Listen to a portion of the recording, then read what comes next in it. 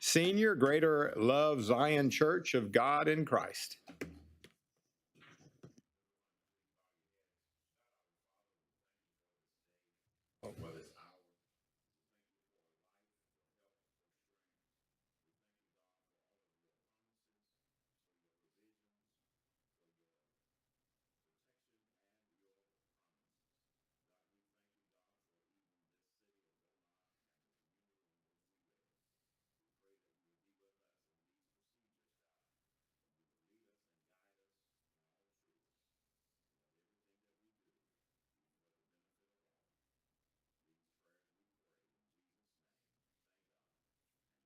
Amen. I pledge allegiance to the flag of America and to the one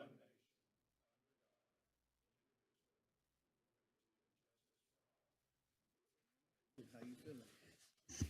And if everyone would please silence their phones. I skipped over that to begin with. I apologize. May we have roll call, please? Mayor West. Present. Mayor Pro Tem Turner. Present. Councilmember Durio. Present. Councilmember Getz. Present. Councilmember Felshaw. Present. Councilmember Samuel. Present. And Councilmember Neal absent. Okay, today we have two presentations. First, we will have a communications update from Lauren, our Director of Communications for the City of Beaumont.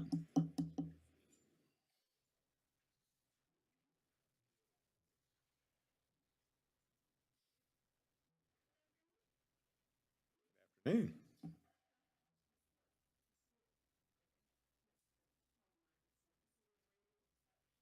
I'm not used to turning this on my own. Sorry. Good afternoon. Due to a spectrum outage, our government access channel, Channel 4, is down until further notice, which is anticipated to take approximately 6 to 8 months to fix. Not to worry, you can still catch any city council meetings you may have missed on our website or YouTube channel. We apologize for any inconvenience. The Jefferson Theater is showing more holiday movies than ever with a full lineup of Christmas classics. Check out the schedule on the Beaumont Events Facebook page or website and get in the holiday spirit. Save the date for the State of the City. Join the City of Beaumont and the Beaumont Chamber of Commerce on December 14th from 11:30 to 1:30 at the Beaumont Civic Center for a luncheon unlike you've ever seen before.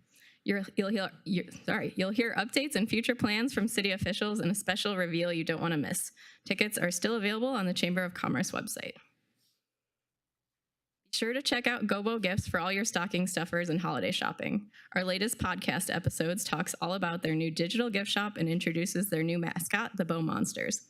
Give it a listen on our website, Facebook page, YouTube, or wherever you stream your podcasts. Be sure to join us for the 6th annual Christmas tree lighting on Wednesday, November 29th from 5:30 to 7:30 at the Downtown Events Center. There'll be movies, fireworks, snow, and more to kick off the holiday season. And the city will be closed November 23rd and 24th this week for the Thanksgiving holiday. There will be no city council meeting November 28th. We hope you enjoy the time with friends and family. Thank you. Thank you. Next, we will recognize our Employee Service Awards with a presentation from our HR Director, Mr. Chris Catalina. And we're going to be careful around the awards. Good afternoon, Mayor, Council. We're pleased to recognize a group of employees who have reached certain milestones in their career here at the City of Beaumont. Those employees that are being recognized today are 25 years, 30 years, and 40 years of service. So, Mr. City Manager, I'll leave this with you, and then we'll hand out the awards. After the presentation, we'll break, and then we'll have a reception for those employees. Thank you. Thank you, Chris. Council, citizens, this is one of my favorite times of the year and one of the great things I get to do as a city manager, and that's to recognize our employees and their service to the City of Beaumont. So today we're going to recognize people from 25 through 40 years of service. And so as I call your names, will you please come forward, and you'll be presented with your award and get a picture with myself and the mayor and your department head or director. Thank you. We'll start with 25 years, employee of water utilities, Mr. Dwayne Trahan.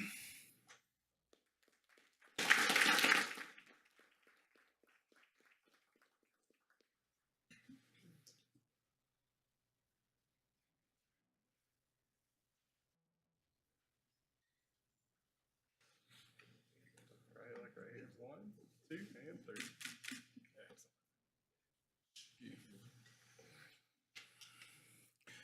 Next, for municipal court, we have Patrice Smith for 25 years.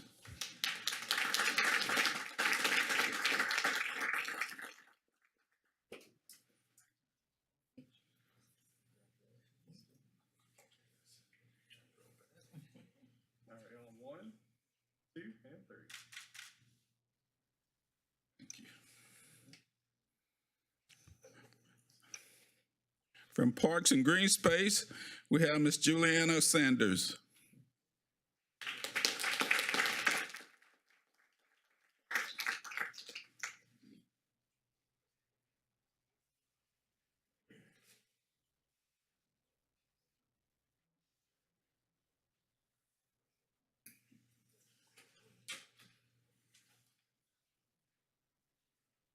All right, 1, 2, and 3.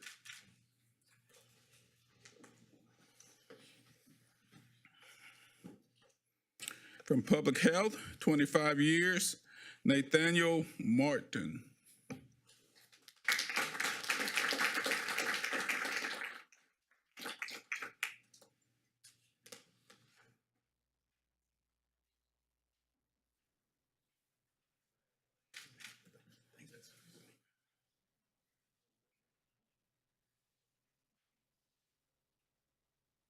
right, 1, 2, 3.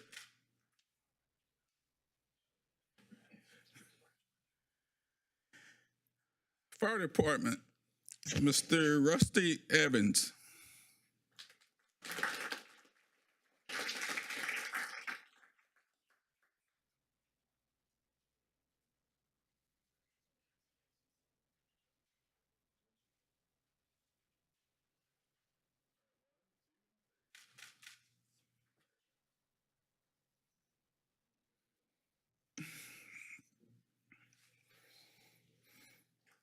Chief, we promise not to drop the award this year.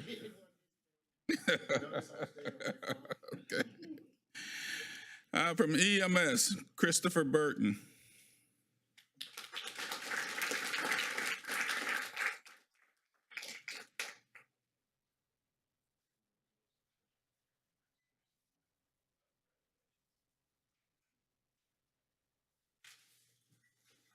All right, 1, 2.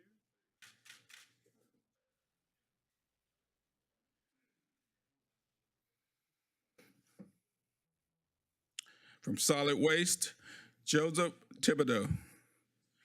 Felicia Thibodeau Joseph, I'm sorry. Thibodeau Joseph, I'm sorry. Felicia Thibodeau Joseph. Oh, yeah. For 30 years.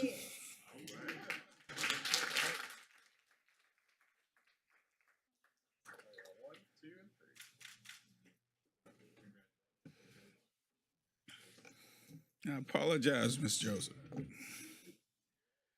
Also 30 years, Solid Waste, Dwayne Matthews.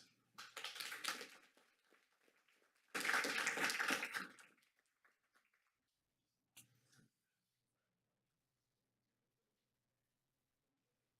right, on 1, 2. Excellent.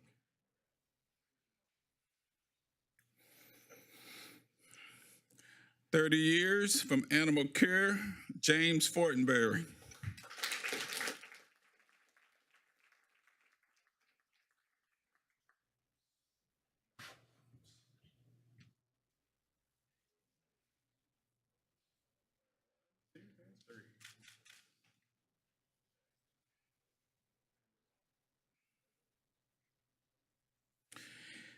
And last but not least, for 40 years, from Fleet, Mr. Richard Terry Denson.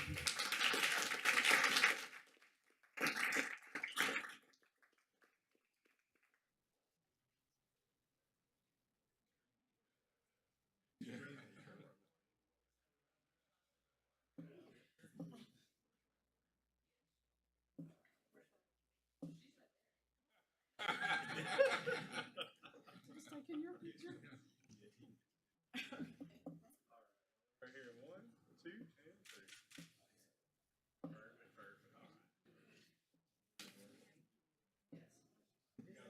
That's it. Thank you. Thank you, everyone.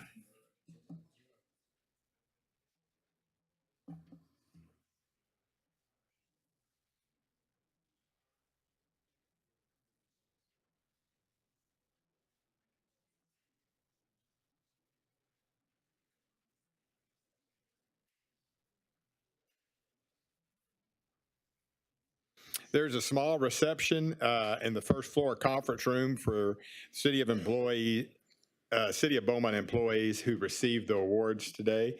And at this time, you may exit the chambers and go down there. Congratulations.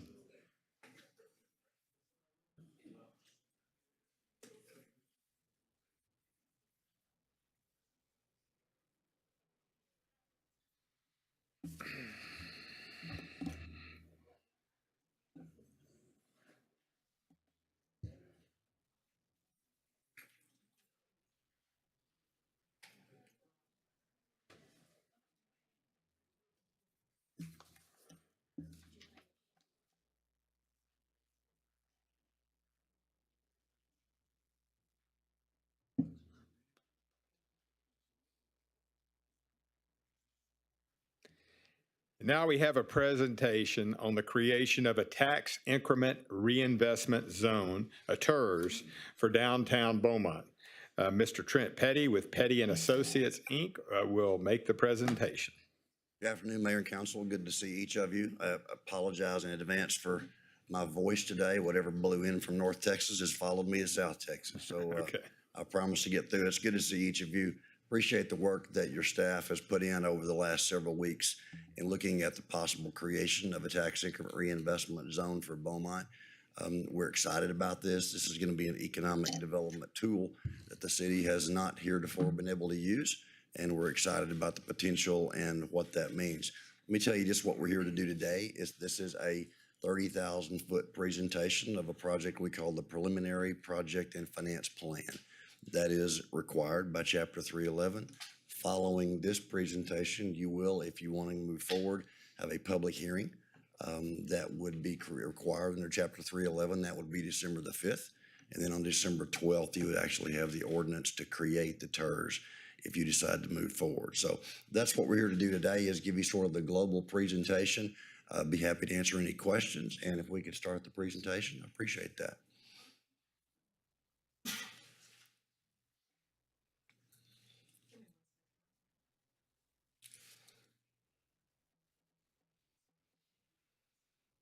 So we have been doing these reinvestment zones for some years. I started this process back in 1984, so I've done it for a while. I'm an ex-city manager, and so I've done it not only as a city manager, but I've done it as a consultant all over the state. We currently serve over about 100 cities in Texas, and reinvestment zones have become one of our most popular tools. The reason they have become so popular is because a reinvestment zone does not raise taxes. A reinvestment zone does not change tax rates.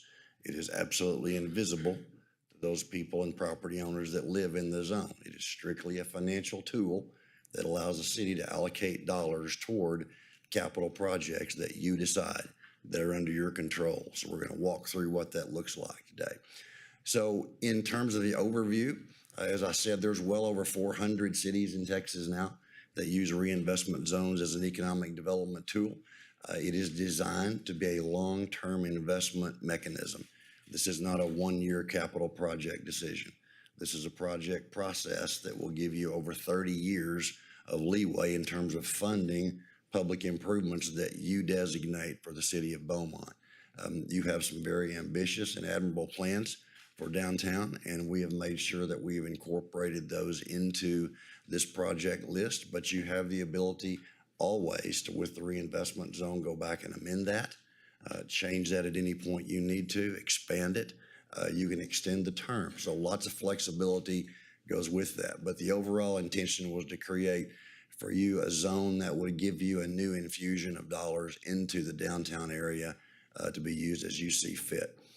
It will be controlled by a TIRZ board. The TIRZ board normally we recommend being the city council. That's the norm for most cities. We're going to anticipate the council be the TIRZ board initially. If you decide to change that later, then you can certainly do that. we are up against a bit of a deadline, because if we can get this TIRZ created in this calendar year, then we collect the entire increment for 2024 into the zone for revenues beginning 2025. So that's the reason we've structured it the way we have, so that you can create the zone, and if you want to make changes to it after it's created, then you have the flexibility to do that without losing the 2024 increment. So that's why we are set up where we are. There's no upfront cost required whatsoever for the zone. There's not going to be any debt issued against this zone. This is considered to be a pay-as-you-go TIRZ, which just means the dollars that come into the fund are allocated by you for projects as those projects are identified and as funds are available. So you're not going out there and issue a debt. There's not any obligations associated with this like a CO or a GO. It is simply dollars available to you to spend as you deem necessary in that TIRZ. And again, I've said there's over 400 of these in Texas, so you're in very good company. So under Chapter 311 of the Tax Code, this act was passed in 1987. It essentially gives local governments a means to publicly finance public improvements, needed structural improvements. When you look at TIRZ zones across the state, you will see that they encompass everything from parks and recreation to public facilities to convention centers to large gathering areas, water and sewer lines, anything that falls in that public category that you would look at as a capital project is an eligible TIRZ project. So it's very flexible, and it does give you the ability to give your citizens and your business owners a chance to be able to put dollars into that zone that you can come back and match. And that's one of the most important aspects of the entire process is the city will now have designated dollars that you can use to match private sector dollar investment in the zone. In the past, that's only been done through an annual iterative capital project process. But when you identify a project inside the zone, a developer comes in and says, look, I have an idea for X, Y, and Z downtown near the water feature, for example. Well, you have the ability to make long-term commitments of dollars to support that investment through your TIRZ zone in that downtown area. So you have a lot more flexibility. You'll have a lot more money over time. And you've got the ability to grow it with your zone as opposed to just being iterative 1 year at a time. Okay. So let's take an example of how the TIRZ operates. Take a piece of property that valued January 1st, 2023 for $1 million. That appraised value for as of January 1st, 2024, let's say it goes up 3%. So now that property is valued at $1,030,000. So the new tax increment that goes into the fund is $30,000. That is the increase over the existing base. That's the dollars that will be going into the fund. Take another example. Let's say we have a vacant piece of property that's not developed at all. Maybe it's on the tax rolls at $100,000. If we take that same property and we add $1 million in new improvements, well, we take the entire increment above the initial base of $100,000, and we have $1 million now of new base that will be taxed in a way to put it into the zone. So that shows you how fast these dollars can grow, because in new development in particular, you've got the ability to really begin accelerating value as that zone grows. The reinvestment zone that we have contemplated for Beaumont is a 60% contribution. What that means is this increment would be 60% designated toward the TIRZ. The other 40% would stay in your general fund. Every city does this differently. Some cities are 50-50. Some cities are 90-10. It just depends on the city. We selected 60-40 because this is a large zone, and we want to make sure that we have adequate service dollars available so that as the zone grows and services become more demanded, you've got the ability to do that through your general fund, and the TIRZ won't have any negative impact on that. So operationally, it makes sense to run this at about 60%, and then 40% stays in your general fund. Okay?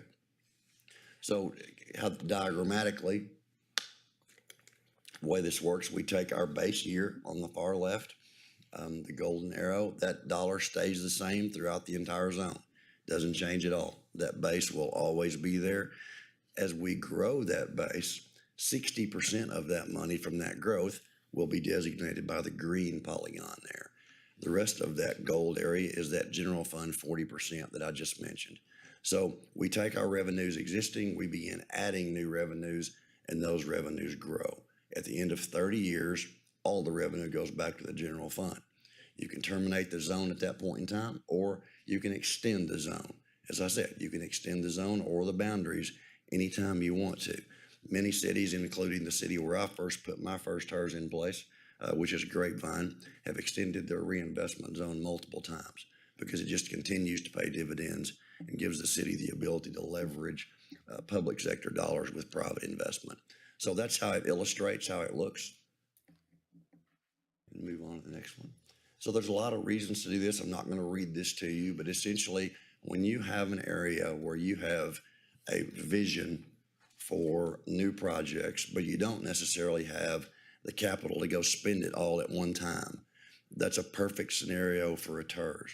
We get the regional benefit of long-term growth through a TIRZ as opposed to a one-year capital project. We all know capital projects budgets come and go with the economy. Some years they're great and we can do a lot of improvements. Other years we can't.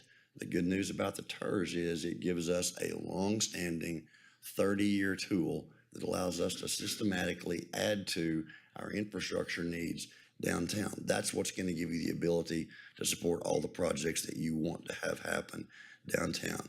There's absolutely no financial risk to the city. There's no impact on your bond rating. There's no impact on your tax rate. This is all static improvements that come over time, and as dollars are collected, they go into this fund.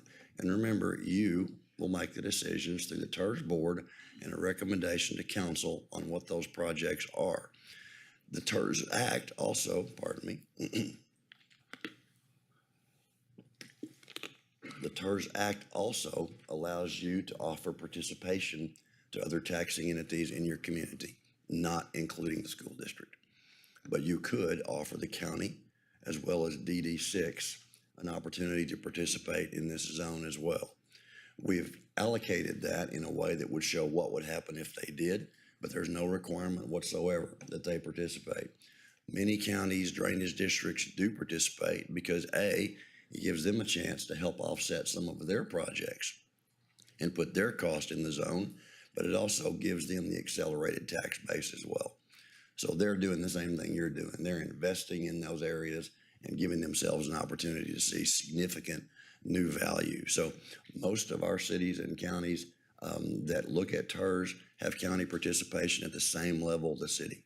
And so we've contemplated, if the county does choose to participate, we've contemplated them at 60%, and we've contemplated DD6 also at 60%.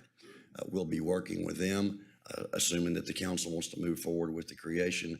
We'll be working with them over the next several weeks to make sure that they understand that, give them every opportunity they would like to make sure that they have a chance to partake in that. It does create a significant new value whenever you do have other entities participating. So long-term sustainability, economic development shot in the arm for your city, new opportunity to create new exciting projects for Beaumont. Okay. This is your map boundary, and I look at this and the first thing everybody asks me is, why is it so big? Well, we put TIRZ boundaries in place for a lot of reasons. First of all, we look at the projects that the TIRZ contemplates accomplishing. You have a big agenda for projects downtown. There is a lot of expenditures necessary. The waterway feature alone is a very expensive project. So if you're going to put a reinvestment zone in place, you need to make it large enough that that increment is going to be substantial enough to be able to move the dial on those major projects. So I look at this almost as if the upper right-hand side is the heartbeat and the rest of these are kind of arteries that feed it. Because as your downtown grows and improves, your overall economy is going to grow and improve. And this gives you the ability to create longer improvement areas that will create new base for you. These are primarily, intentionally, along your major corridors. We spent a lot of time with your staff looking specifically at projects that would fall within those zones. But remember, you can always go back and add projects as well. So there's no requirement that you accept this zone as static. You can move it in the future if you want to. But the reason it is what it is because you have a very large budget for the capital projects that you want to undertake downtown, whether your convention center project, your waterway project. They're big projects. They're going to take a long time. So we needed a large area to be able to start funding those. Okay. So I wanted to show you a couple of examples of other cities that we've worked on that have put zones in place that don't necessarily look, like a rectangle. Most TIRZ zones today look more like this than they do rectangles. One reason for that is because the legislature changed the TIRZ law, Chapter 311, 2 sessions ago. In the past, you could put as many reinvestment zones as you wanted in your community as long as no one zone had more than 50% of your overall valuation in it. That law has changed. Now, you can't have zones that would accrue to over 50%.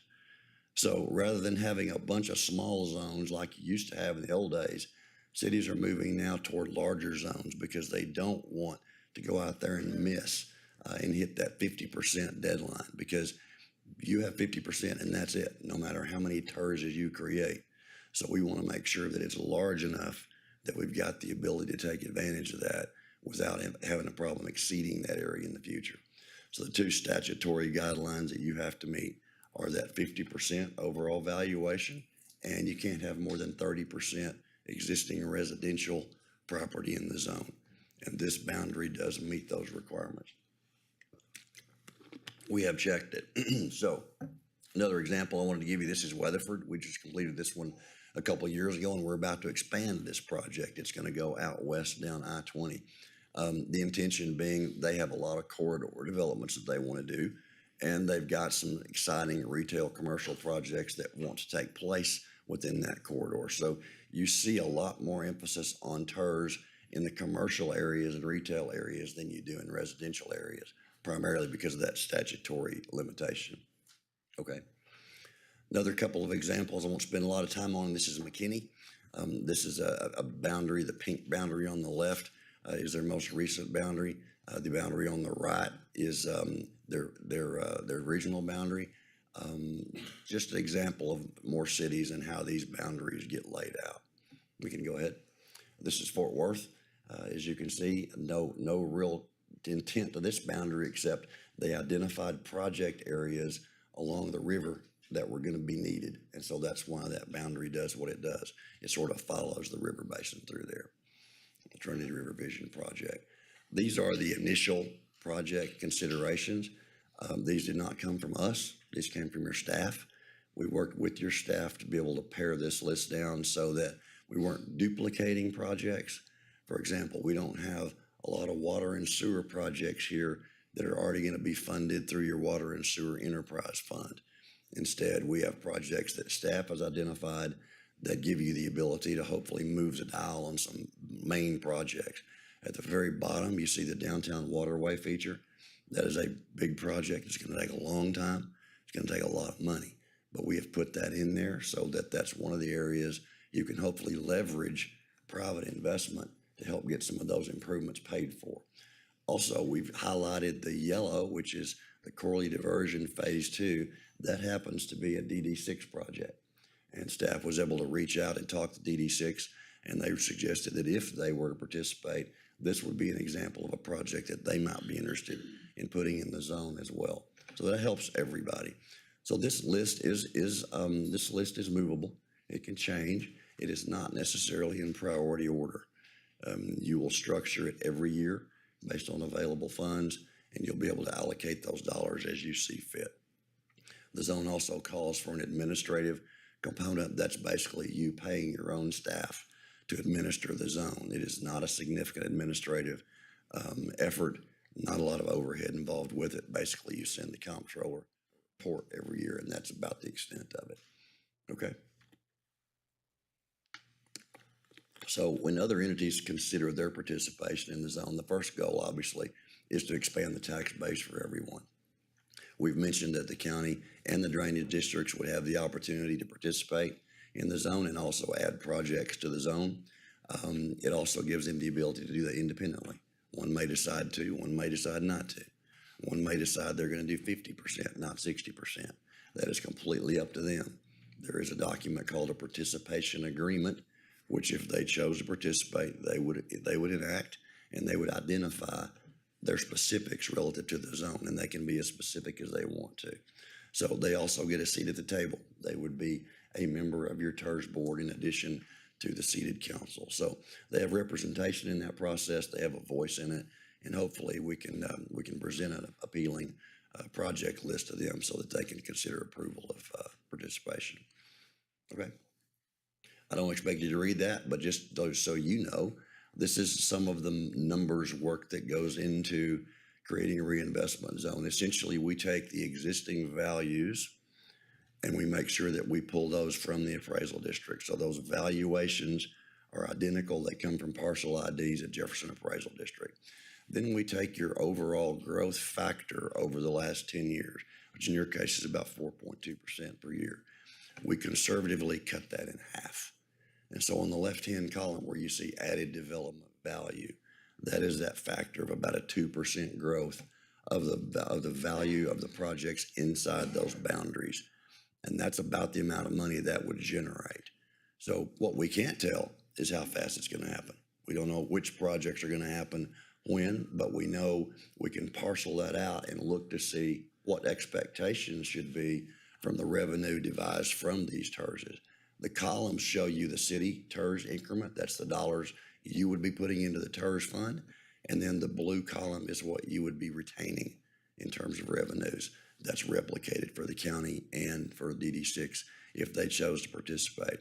So you can see over on the far bottom right-hand corner, this is about $140 million in increment available projects over 30 years.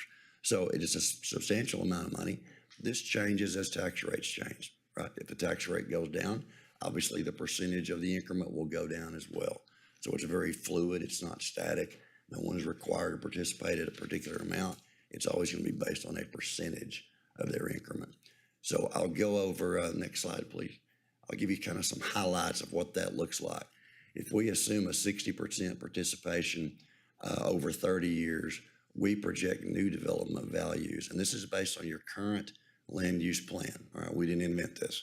This comes from your land uses, your zoning map, the new planning work that you have done, about $1.36 billion in new value. That would produce TIRZ revenue for the city of about $77 million, for the county about $40 million, the drainage district 21 million, and you can see on the right what those entities would be retaining on that new growth. So over 30 years, we'd be putting about $141 million into the fund, and the entities would be retaining over $93.4 million. So you can look at it one way. If we do nothing, we can expect it to stay like it is.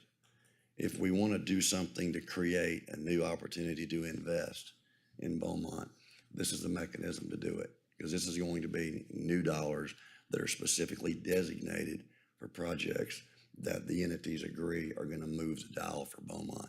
So that's where the feasibility is. That's why we use the boundaries we did, and that's why we use the participation calculation that we did. Okay. Our creation timeline, if you choose to move forward today, you have an item on your agenda where you would adopt a resolution calling a public hearing for December the 5th. You would have to publish that in time for 7-day notice. So on December 5th, you'd conduct that hearing, and then as currently planned, you would have your adoption ordinance on December the 12th. So, okay. So, but quick and dirty and really fast, but I've had a chance to visit with you once before on this, and the staff has done a great job helping me prepare for it. So happy to answer any questions. Councilman Turner. Okay, Mayor, I'm sorry. I've been waiting for this one for a while, so thank you. I noticed all the incremental zones that you said that could be added. I noticed you said DD6, and we also said the county. And we said it could limit it to school districts, correct? No school School districts. district may not participate. But what about the ports? The port could. Now, your port authority tax is very, very small. Okay. So whether or not that would be a meaningful increment, I don't know. But as far as we know, based on the creation documents for DD6, as well as the port, they may participate. So if that becomes an interest and we want to approach them, we certainly can. Okay, I just want staff to keep that open-minded, with the size of our port, and just every little bit counts when we're trying to make big plans like this. My second question was, explain having council be on the board versus having a mixture, because I've seen on other TIRZ, you have council members and citizens, and you also have, maybe all citizens. Explain why you guys suggest it's mainly council on this particular board. The main reason council member is because of the timeline. Because typically when you appoint a citizen commission, it takes a couple of weeks, if not 30 days to do it. That would put us past the December 31st deadline for creation. So our recommendation is appoint yourself as the TIRZ board. Let's go approach these other entities. If they participate, they will have a seat at that board as well. And then in 2024, if you choose to amend that TIRZ board, then we can bring this ordinance, the creation ordinance, back.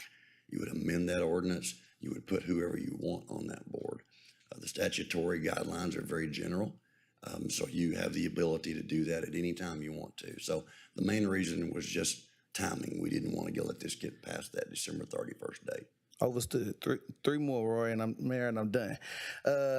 I know we said a 30-year timeline, but I've been doing some research. At any time you can end the TIRZ prior to 30 years, or you guys recommended it, but you can actually end it within 30 years. You can. I don't know why you would. Okay, just asking. You could. I want to make sure it's transparent. And the reason I say that, council member, is because since there's no debt obligation here, this becomes a long-term tool that you can use as you want, when you want, right? This is not something where you're obligating yourself with a whole bunch of debt. So as soon as you can, you're going to get that debt paid off. That's not the case here. This is a tool that's going to continue providing dollars to you as long as you need them for these projects. So it's a lot more flexible than if we were going out there and say issuing enterprise debt. Some cities do issue TIRZ debt, but that becomes an obligation of the city.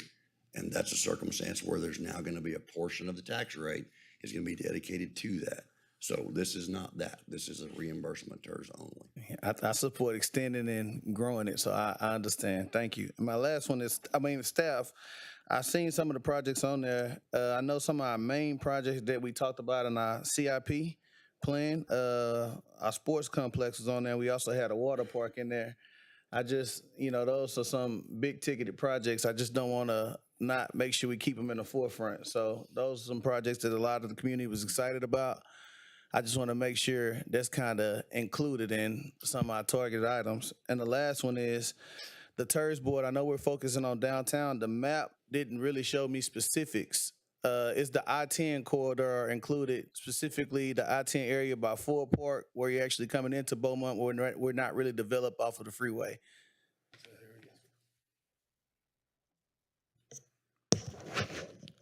So yes, sir, this proposed TIRZ extends all the way down I-10 just to Front Road. So it does include that property. Y'all hit it on the money. I'm good. Councilman Getz? You mentioned that you were up in Grapevine as a city manager. Did you use the TIRZ to help some of those phenomenal projects like Great Wolf Lodge up there? Grapevine Mills Mall and Bass Pro Shops were the first two. Okay, so Grown since then. So having been to Grapevine and seeing how incredible those projects were, it's frustrating to me here in Beaumont. We complain about why are we stagnant? Well, it could be because we've never tried to do anything like this before, and it's way past time for us to consider getting on board with what hundreds of other cities have done throughout the state of Texas to help grow our city as well, and I appreciate your presentation. Yes, sir. Thank you. Mayor. Yes, Councilman Philshaw. Just curious, you've mentioned more than once that the city may invite the county to participate. Just, is there ever a reason why a city wouldn't do that? Is there a downside to that? There's no downside to it. Okay. Some counties, I won't mention them, some counties just don't play well with others. You are very fortunate here in that you've got a good relationship between your city and your county. I wish I could say that was the case in every single county and city in Texas. It's not. And as politics has changed over the last decade or so, and pressure on tax rates is even greater than it's ever been, everybody's more scrutinizing, right? Everybody's more careful with what they do with their tax dollars. But from our perspective, if the county participates, it's going to raise all ships. It's going to create more value for everyone, including new dollars for the county. So we do not see a downside, and we stand ready to work shoulder to shoulder with you to provide whatever information they need to be sure that we can get them to agree to do that. Thank you. Thank you, Mayor. All right, Mr. Petty.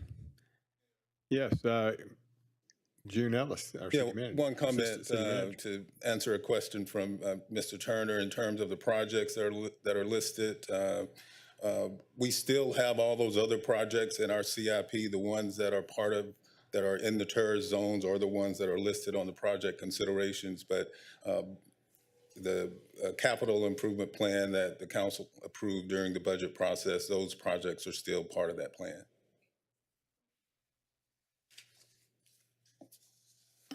All right, Mr. Petty, thank you very much. I'll appreciate it. Yes. For those that are here for the presentations and would like to leave, now's the time to do so, and we certainly appreciate you for coming.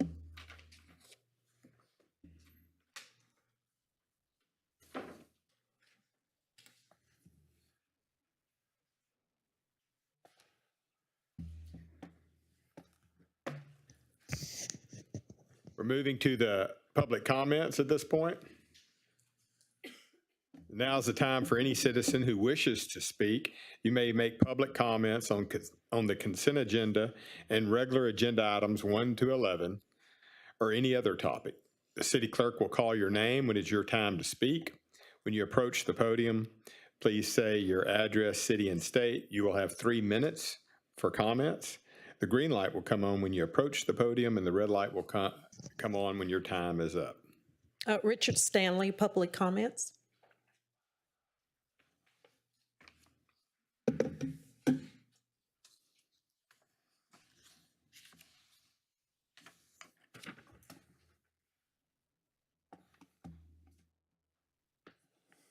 Sir, if you'll just hand those to me. Thank you.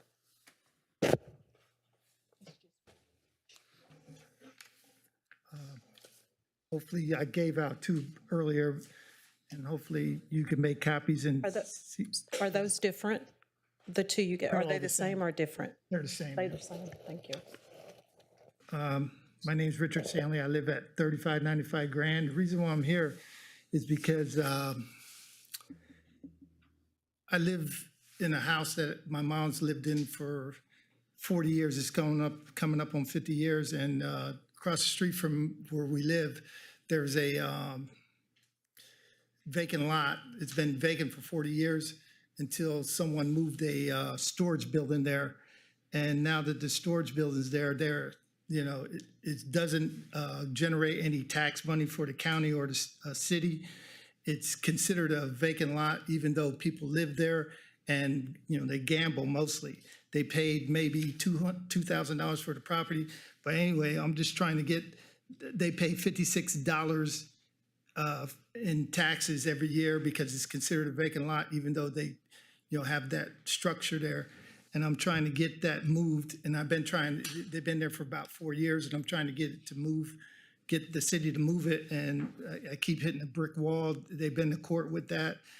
Like I said, the appraisal district appraises it at the cost of the land only. There's gambling there. There's, loud noises all 3 o'clock in the morning. I've seen 20 cars out there at one time. See here, what else? Like I said, on that paper there, I've invested, even though it's a bad neighborhood right across from the old Magnolia Gardens. I've invested probably $100,000 in there in the last 10 years. And like I said, the person bought it for maybe $2,000 and then put the building on it. It doesn't cost very much to put a storage building there. I'm asking City Council to move the building as soon as possible. I've been going through this. I've been dealing with building codes, and they have all kinds of judgments against these people. And he doesn't, take it serious, I guess. He's ignoring the city. He's ignoring, and I just want it to be ended. It's time. I've been, like I said, I've been going through this for 4 years. My mom bought her place for like maybe 20,000, and it's according to the insurance company, it's worth like 220,000 to rebuild it. So, to have that across the street from me causing the nuisance that's causing, they use generators, they have no water, no gas, no electricity. They use gas generators, which pollutes the air. I have asthma, the noise that they generate. And so please help me to get rid of that building. That's all I can say. I think I'm out of time, I think. Thank you, Mr. Sam. Yes, sir. Thank you. Do you need any more copies? I got it. David Pete, public comments.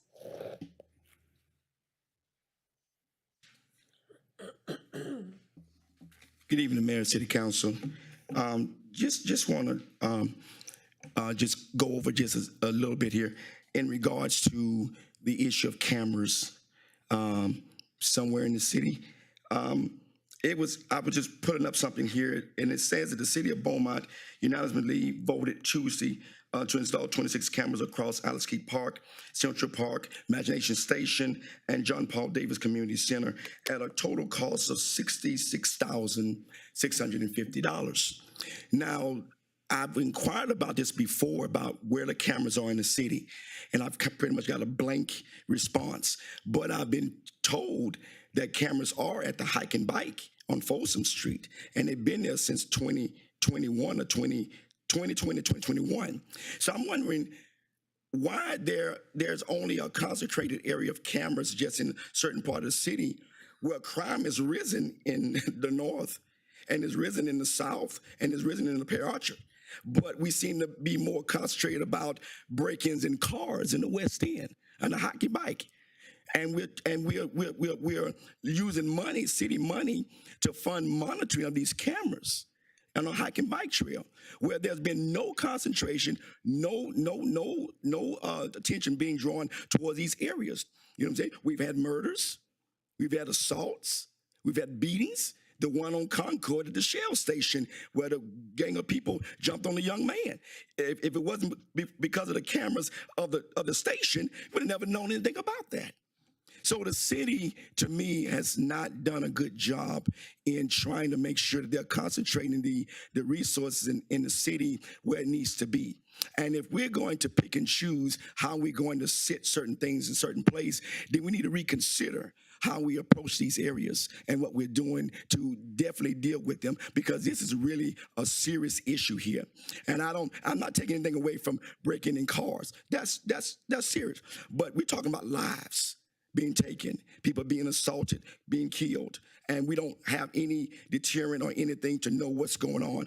So I would say to the city council that you guys need to take some of this money out of the park and recreations budget and start considering putting these cameras in the place where it's mostly needed and in vital parts. Because if not, the same thing that's happened is going to happen again, and we're going to be asking the community to do something that the city is supposed to be doing.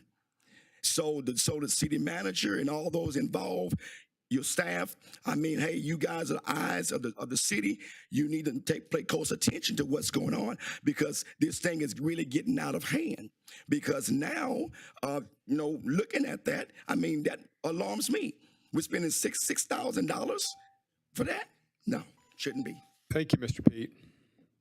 Jason Marshburn, public comments.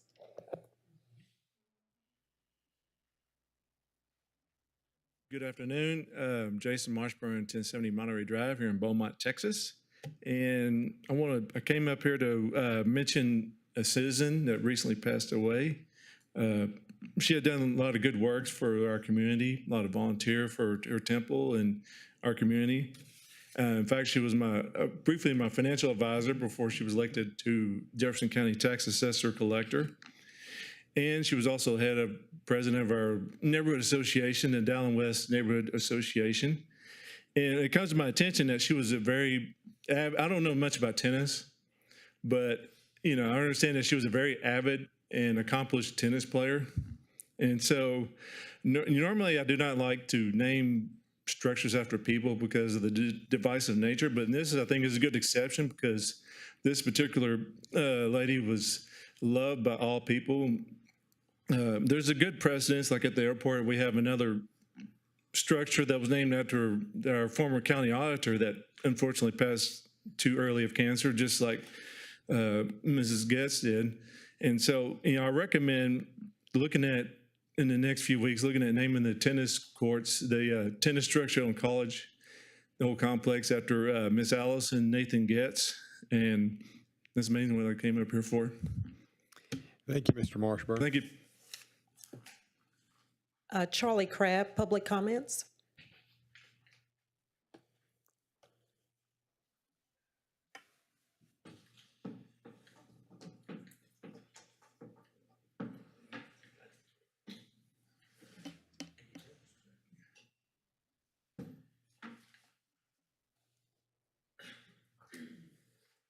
A little more difficult today. My printer must have been broke down, and I'm having to bring my little laptop here to read my comment. Good afternoon, Mayor West, Council, Manager Williams, and all the staff and all the support staff that we have in Beaumont, and thank y'all all for your service. My name is Charlie Crabb, and I reside at 928 East Drive. Beaumont is, and of course, it's another nice day, and it's especially a nice day due to this week of Thanksgiving. Everyone should find it a reason for celebrating Thanksgiving. We live in a country where we have freedom of movement, speech, religion, voting, and so much more. There's still too much injustice. It makes me feel disappointed that goes on. I believe there are people who feel they have not gotten a fair economical opportunity. A person must keep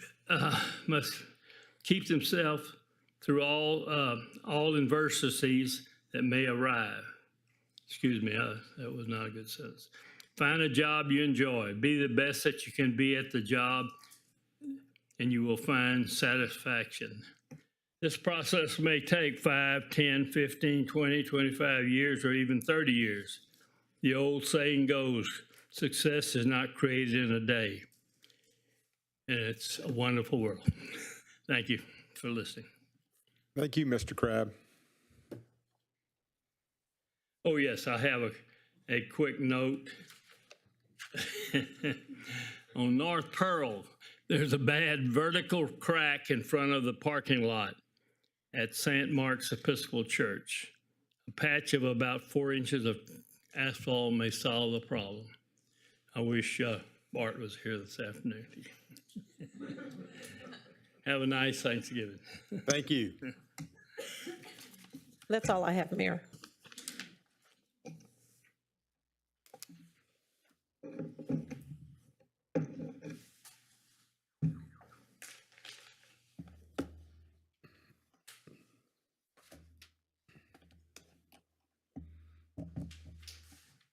Approval of the consent agenda.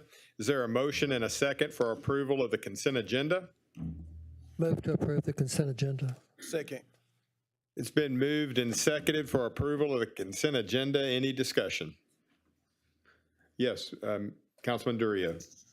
Thank you, Mayor. On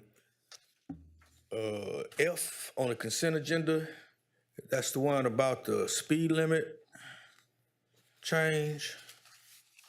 When I was reading it, it reads as if we're trying to increase the speed limit and we're supposed to be decreasing it. I don't know if that was a typo or what, because on the staff report, it says, I'm waiting for my computer. It says,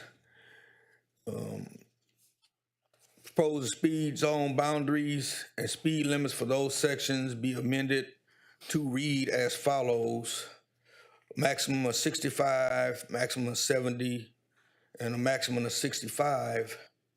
But then when you go further down to the exhibits, it reads differently. So I just wanted some clarity on that. See, on the exhibits, it says the existing ordinance is 55 miles max, 45. But on what we're fixing to pass, it says to move it to 65, and we're supposed to be lowering it. And this reads as if we're raising it. Just a quick comment, and if I'm incorrect, please, Molly, give them the right information. But this is a request from TxDOT to lower the speed limit in all these situations in these areas. So it should be lowering the speed limit instead of increasing them. But it reads like we're gonna approve increasing it, to me.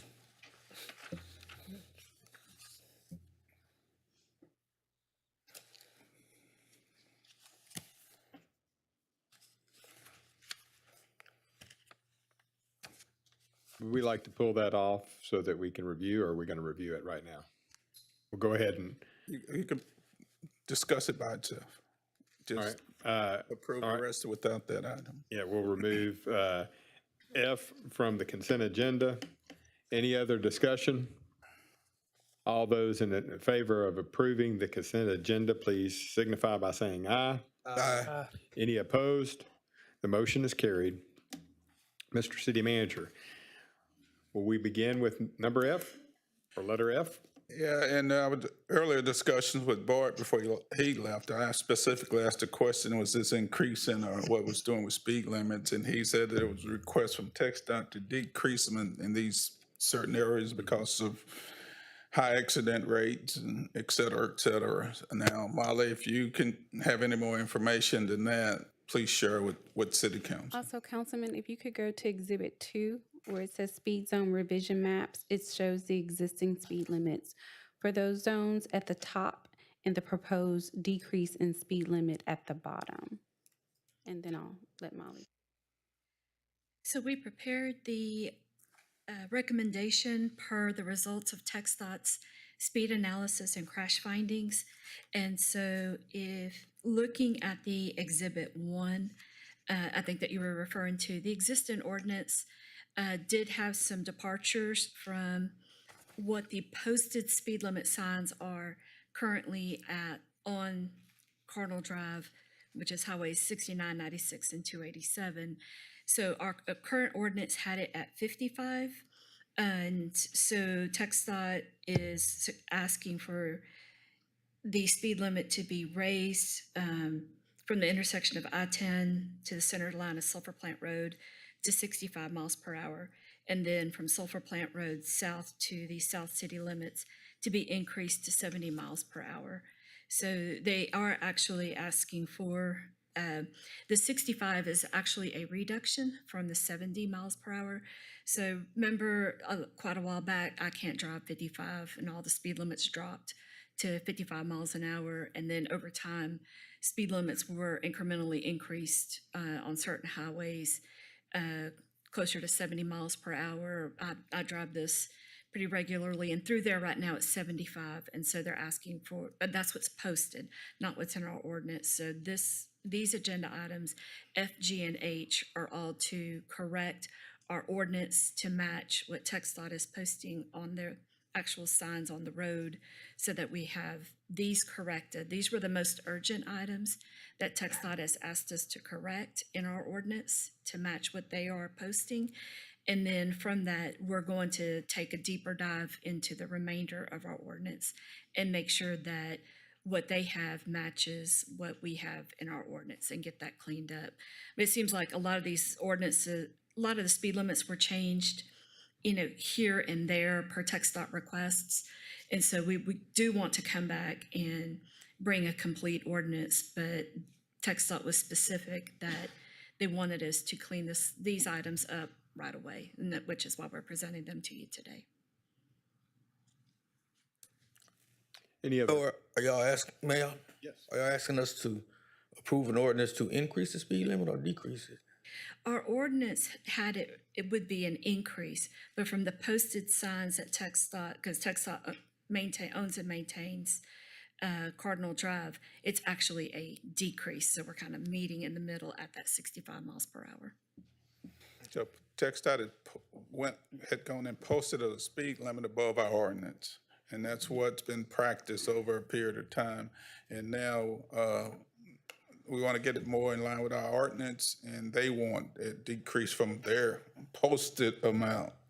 We want our ordinance to match their posted amount? Is that what you're saying? Correct. And they're going to be decreasing from 70 to 65. It's TxDOT. Councilman Getz?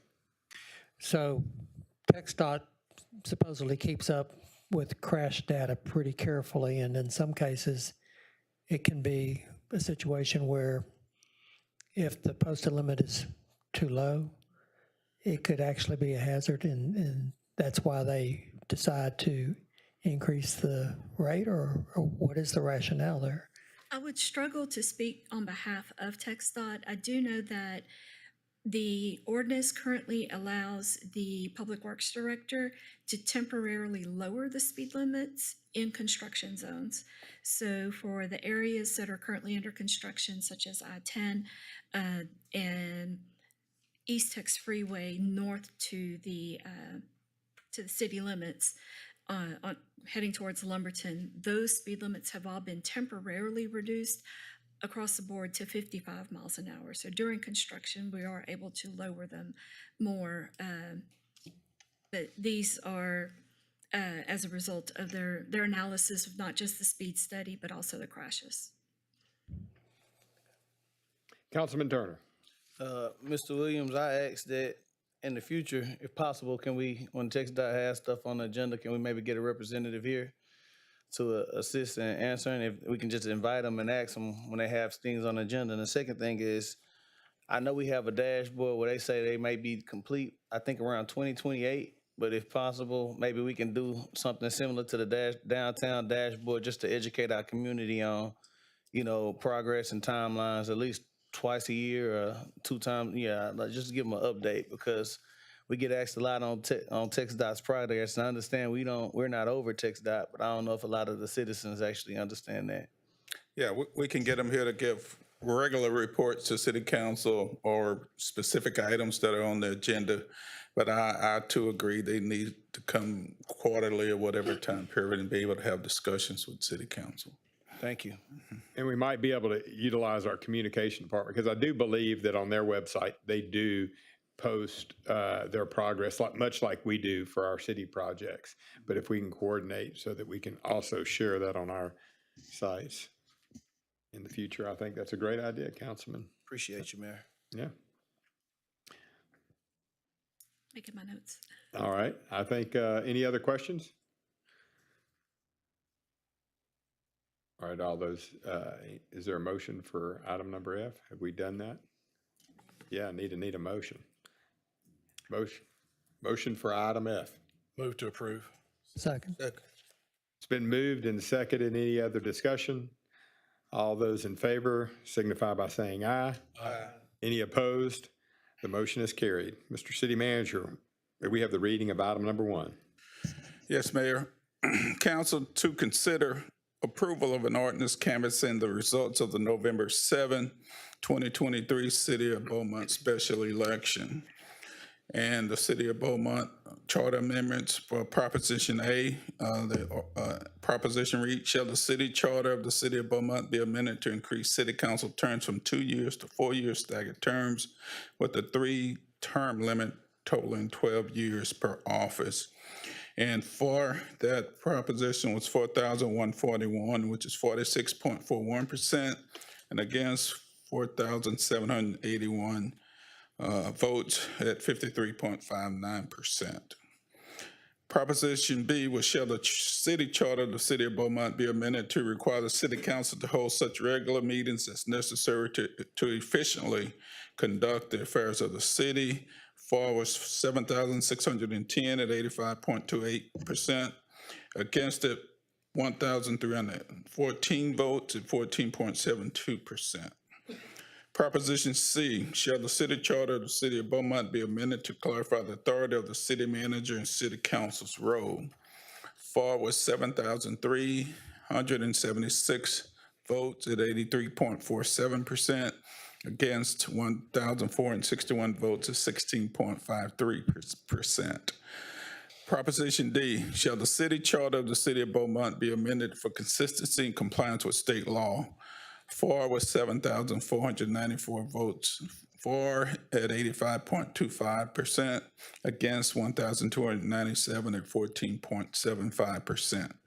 And lastly, Proposition E, shall the city charter for the city of Beaumont be amended to delete repetitive and unnecessary provisions?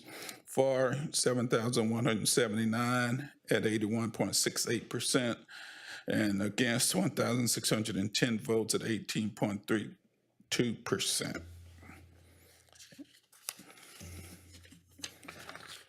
And that's a recommendation of approval of the ordinance. All right, is there a motion for item number 1? Move to approve. Is there a second for the approval? Second. All right, there's a motion and a second for approval for item number 1. Any discussion? All those in favor of approving item number 1, please signify by saying aye. Aye.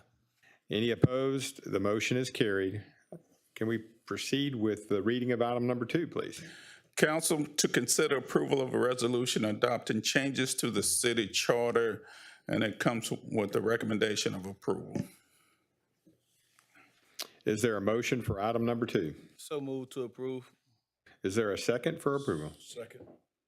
There's a motion and a second for approval of item number 2. Is there any discussion? All those in favor of approving item number 2, please signify by saying aye. Aye. Any opposed? The motion is carried. Mr. City Manager, the reading of item number 3, please. Council consider a resolution for the approval of an agreement with OpenGov Inc. in San Jose, California for the procurement of the OpenGov Budgeting and Planning software for $120,000. And it comes with the recommendation of approval of the resolution and to be funded out of capital reserve. Is there a motion for item number 3? Move to approve. Is there a second for approval?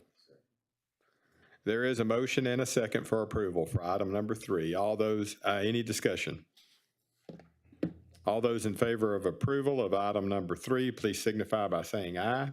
Aye. Any opposed? The motion is carried. Mr. City Manager, may we have the reading of item number 4? Council consider a resolution authorizing the purchase of one raw sewage 10 million gallons a day pump for the Headworks Building at Wastewater Treatment Plant. And it comes with the recommendation of approval. Is there a motion for item number 4? Move to approve. Second. And there is a second for approval. Any discussion on item number 4? All in favor of approving item number 4, please signify by saying aye. Aye.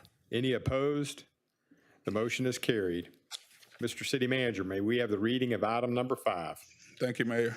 Council consider a resolution authorizing the city manager to execute change order number 1 to the contract with MK Constructors of Vidor for the Jefferson Street Infrastructure Repair Project. And it comes with the recommendation of approval. Is there a motion for item number 5? Move to approve. Is there a second? Second. There's a motion and a second for approval of item number 5. Any discussion? All those in favor of approving item number 5, please signify by saying aye. Aye. Any opposed? The motion is carried. Mr. City Manager, may we have the reading of item number 6? Council to consider an ordinance denying CenterPoint Energy Resources Corporation proposed rates. And it comes with the recommendation of approval. And there's more information. City Attorney Reed will handle that. All right. Is there a motion for item number 6? Second. There's a motion and a second for approval of item number 6. Any discussion? I had a question for our city attorney. Yes, sir, Councilman Turner. Madam Attorney, can you kind of explain the difference? I know you did this before when us being able to govern it ourselves versus citizens being able to pick different carriers like you see in other cities? Oh, okay. That's the question. Got Yes, it. ma'am. So this city of Beaumont is unregulated, which means we aren't a part of a free market. So we regulate our energy rates in-house. We set the rates for or negotiate rates for both commercial and residential. And so whenever there is an increase or energy files to have an increase, it has been our practice to reject that initial proposed rate increase to give our steering committee, which we're a part of, and there's several other entities in the Jefferson County area and beyond that participate, gives our utility councils a chance to review that and make a recommendation as to whether or not that's in the best interest of the parties. In some cases, it may be that what's proposed is in the best interest of the city, but in other cases, and here recently, we have been able to negotiate down our rates and negotiate better savings for our citizens. And when we don't regulate our rates, initially, when you can choose freely, it can look cheaper, but we actually can't control how high they can go. One of the benefits to participating this way is that our power don't get cut off. So. Exactly. Yes. And we don't get an astronomical bill at the end of a winter storm. So not participating that way does protect our citizens differently, even though they may get to shop around for different rates at the beginning in situations where we do have a winter storm and power becomes scarce. Our citizens aren't subjected to large energy bills. Thank you. Yes, Councilman Felshaw. Madam Attorney, if I'm reading this correctly, it says that we're anticipating a rate decrease for residential customers, and yet the staff is asking us to suspend the effective date to give them time to study this a little further. Are we hoping for a greater decrease or? That's a possibility. Sometimes, like I said, in some cases, it's very rare that we see a proposed decrease. But if they can decrease it that much, maybe we can go a little further. It's just an opportunity for us to make sure that we're getting the best deal possible. Is it fair to say they could come back with an increase? It's highly unlikely. That's what I needed. Thank you. Thank you, Mayor. Yes. Any other discussion? All in favor? Oh, Councilman Getz. Just reading the way the background words following on Councilmember Felshaw, it's talking about a decrease, and then at the last sentence, it's talking about an increase. So it's a little confusing. Are we talking about a decrease or an increase? So when they file, it's called a rate increase. So when they file with the utility council, they file it as a proposed rate increase. And it may be an increase for other customers. However, as it relates to just our section, it could be a decrease for us. One of the things that they're proposing is to combine divisions. And so they want to combine the Beaumont area with the East Texas division, which means those costs will be spread across a larger number of individuals. Our zone could see a decrease. Other zones may see an increase. But when they file it with utility council, it's filed as a rate increase. You don't have to publish your decrease in rates. You only have to notify them if your rates are going to increase, not decrease. So everyone is not going to, and everyone participating will not see the same benefits as Beaumont. There are some people who may potentially see an increase. Councilman Felshaw, then Councilman Durio. Yes, Madam Attorney, are we under the impression that the combining of the zones is to our advantage? That's what we're looking into. Got it. They are promoting it as a benefit, but we haven't had a chance to look at it ourselves. So I want you to think of it this way. Someone has approached us and says, hey, this is a good deal for you. What we're asking is before you commit to that, we have our own lawyers who are committed to our best interests review that to make sure that that's a true statement. Can we reject this? That's what we're asking you to do, is to deny it and give us a chance to look into it. Rephrase that. Could we as a city reject their proposal to combine these zones, or is that outside of our control? We can contest it, but it's a longer drawn out process. And again, we're a part of a steering committee. So if not everyone in the steering committee is committing to reject it, it's what's good for the group, not necessarily the individual. Thank you, Mayor. Yeah. You asked my question. Perfect. Councilman Felshaw asked it. All right. All those in favor of approving Item number 6, please signify by saying aye. Any opposed? The motion is carried. Mr. City Manager, may we have the reading of item number 7, please? Council, consider a resolution approving a contract for collection services for municipal court. During the previous council meeting, we had this item before council, and city council asked for additional information, excuse me.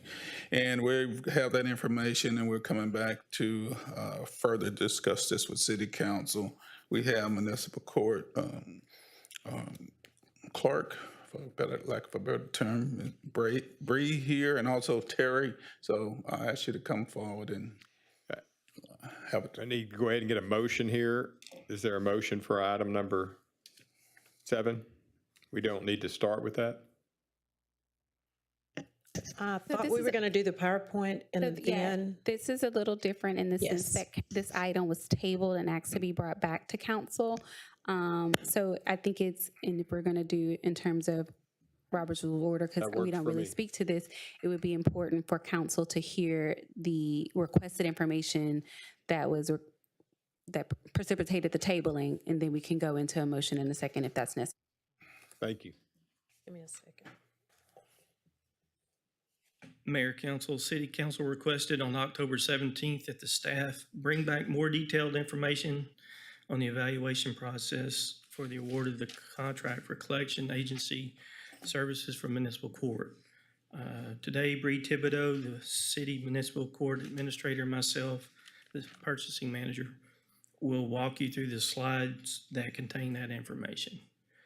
To begin with, the RFP process allows for vendors to present their proposals to the city by providing information requested about the specifications, and it also allows vendors to provide any additional services or value that they can bring to the city in those proposals.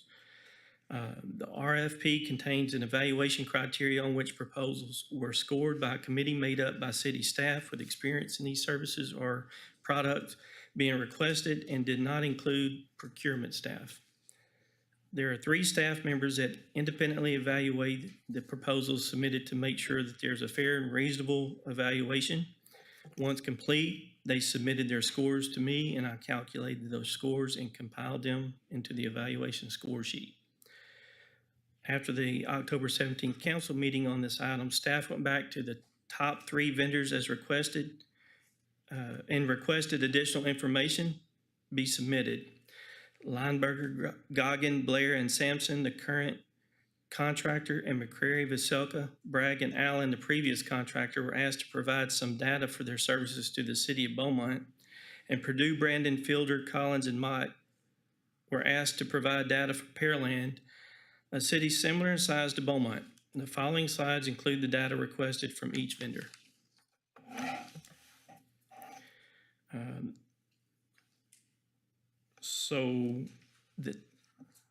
For Lineberger, Goggin, Blair, and Sampson LLP, death certificates, we have 3 reports that have been sent during the contract period. For McCrary, Veselka, Bragg, and Allen, we have 642 reported death certificates of defendants during the contract period. For Purdue, Brandon, Fielder, Collins, and Mott LLP, they have 34 reported death certificates to the city of Pearland during their contract period. For the system interface, all 3 vendors, their systems interact with the city of Beaumont systems. For demonstrated experience, Lineberger, Goggin, Blair, and Sampson will assign and have assigned 10 employees to this contract. McCrary, Veselka, Bragg, and Allen will assign 33 if awarded, and have in the past. Purdue, Brandon, Fielder, Collins, and Mott, they will assign 30 employees to this contract if awarded. For years of experience, Lineberger, Goggin, Blair, and Sampson have 47 years of experience. McCrary, Veselka, Bragg, and Allen have 61. Purdue, Brandon, Fielder, Collins, and Mott have 53 years of service providing this. And all 3, Lineberger, Goggin, Blair, and Sampson have a national collection agency. McCrary, Veselka, Bragg, and Allen are Texas-based. And Purdue, Brandon, Fielder, Collins, and Mott have a national collection agency presence. All three vendors will charge the 30% statutory fee to the defendants for this service. At this moment, I'm going to bring Bree up to continue. Okay. Oh, I'm sorry, I missed one. Sorry about that. If you go to the slide 2, you'll see where our scores were tallied. McCreary, Veselka, Bragg, Allen, for scope of services, received an average of 38 points. Purdue, Brandon, Fielder, Collins, and Mott received an average of 37.666. Linebarger, Goggin, Blair, and Sampson received an average of 34.333. For demonstrated experience, McCreary, Veselka, Bragg, and Allen received 28.333. Purdue, Brandon, Fielder, Collins, and Mott received 24.666. Linebarger, Goggin, Blair, and Sampson received a score of 26. For cost of service and effectiveness, they all received a 30-point, as it is a statutory cost. So, and then total points for McCreary, Veselka, Bragg, Allen, they received a score of 96.333. Purdue, Brandon, Fielder, Collins, and Mott received a score of 92.332. Linebarger, Goggin, Blair, and Sampson received 90.333. Okay, sorry about that. Yes, Councilman Getz. Terry, in terms of the category of demonstrated experience, do you know whether or not the MVBA firm and the Purdue firm were counting collectors and IT staff when they put their number down, or were they counting just the people that have a direct interaction with the city of Beaumont or the cities that they're working with? Do you know? I believe on this was complete staff that was going to be assigned. The complete staff? Yes. So the Linebarger firm, since it is the largest firm of the three, if they counted all of their staff, do you know what that number would be in terms of demonstrated experience?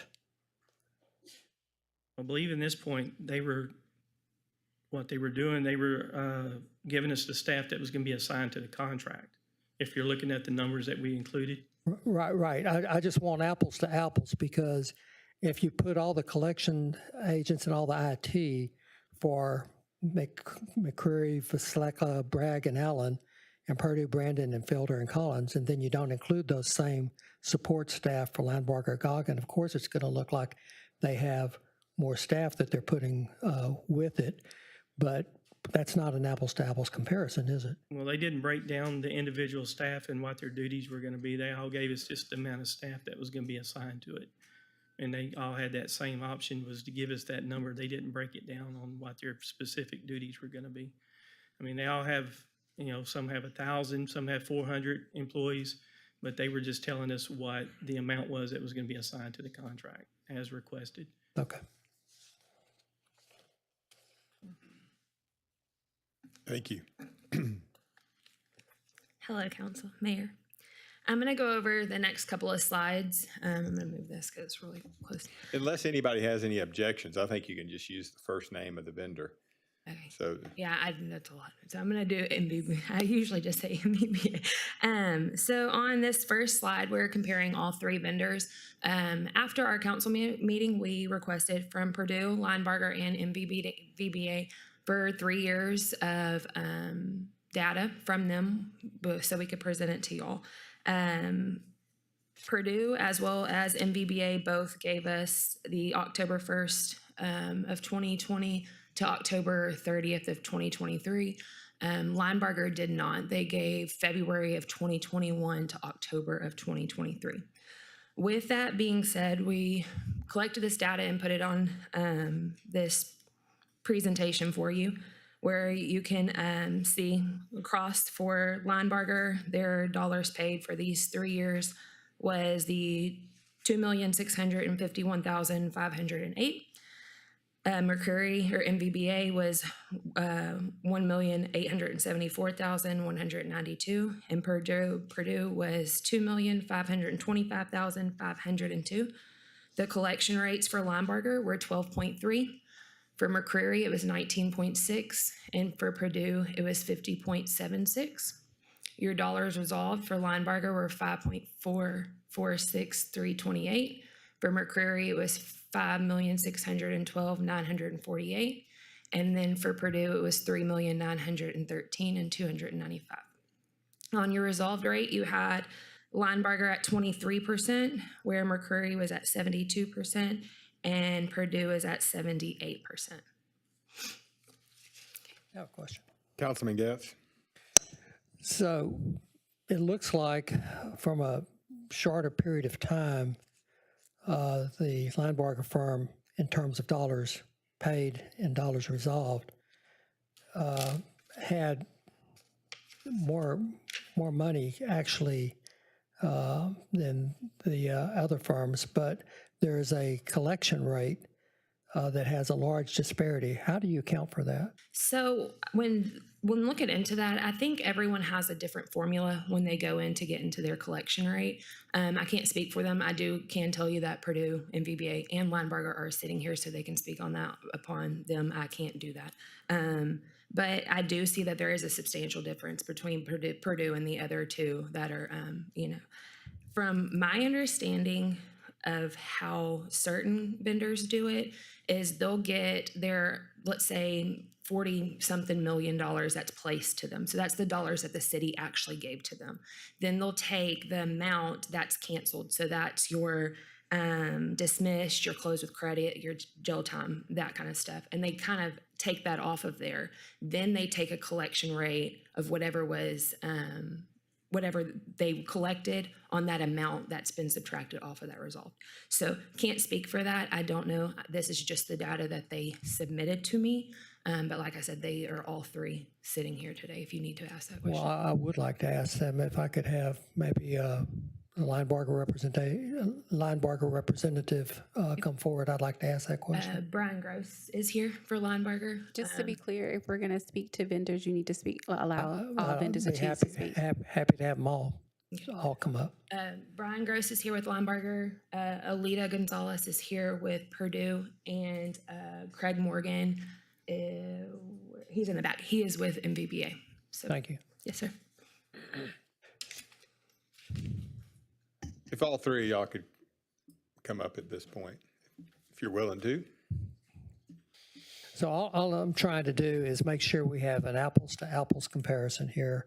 And, I'm not understanding completely why the disparities are as great as they are.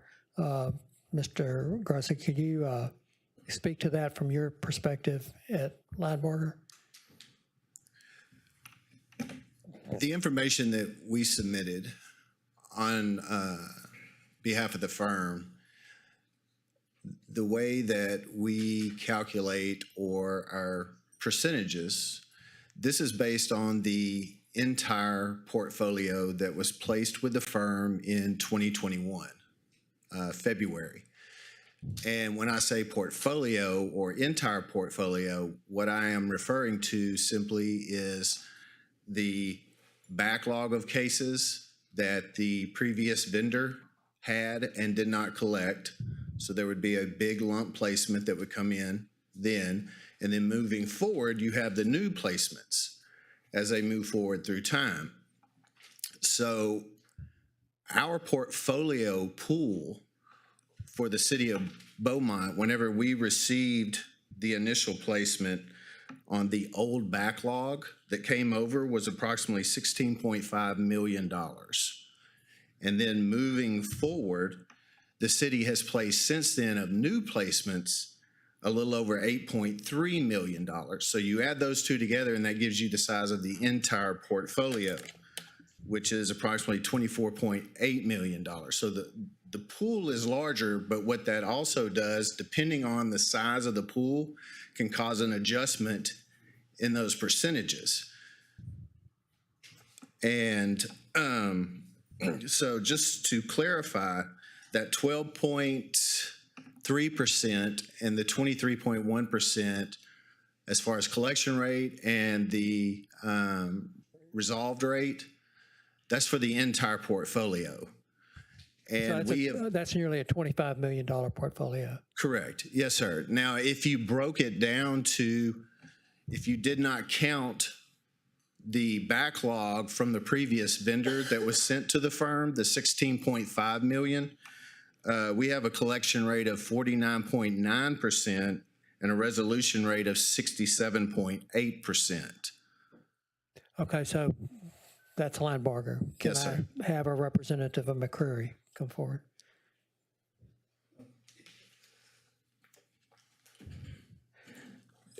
Good evening, Mayor and Council. So again, it's the total amount that was turned over to us. And in 2015, when we took it over, there was about 23 million turned over to us as well. And so setting up in one of these chairs like you gentlemen do, I totally understand the stuff, and you want to look at collections. And when you look at collections on fines and fees, you're going to be all over the map. Anyone that tells you differently, they're wrong. It is all over the map. Courts turn things over differently.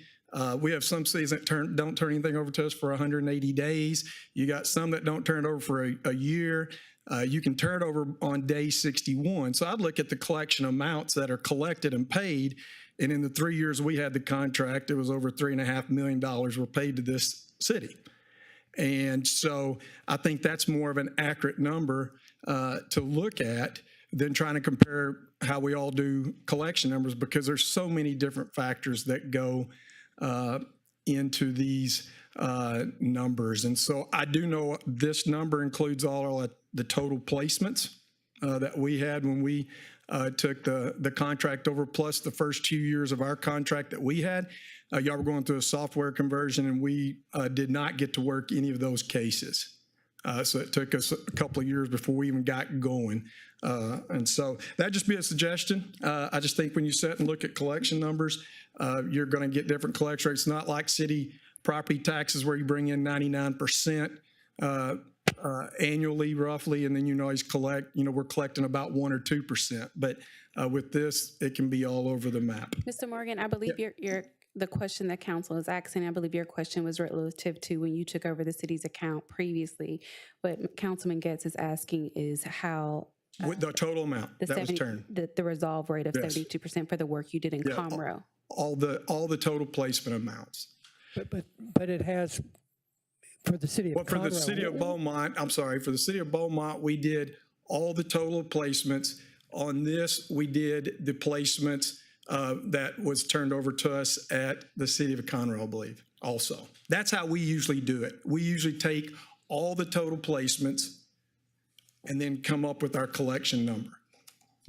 why does, since you did work for the city of Beaumont, why are we looking at numbers from the city of Conroe? I think we were originally asked to send in comparable cities under the RFQ. I think the next slide, I don't know if there's another slide that's going to show more. Okay. So, sorry. Yeah, They were trying to use the same years of collection Yes, that's what. that they were Okay. working This data with. was on the So, same year. so the data that was supposed to be presented on this slide is relative to the city of Beaumont and comparable cities, but they wanted to show data from the same collection years. Okay. Councilmember Getz, I will be bringing the numbers that Linebarger and MVBA did for the city of Beaumont, as well as this time period, as well as the exact amount of time that Linebarger sent to us that McCreary did as well. So you'll see that in the next two Okay, slides. thank you. Yes, ma'am. Thank you all. Good afternoon. My name is Otelia Gonzalez. I'm one of the law partners with Purdue Brandon.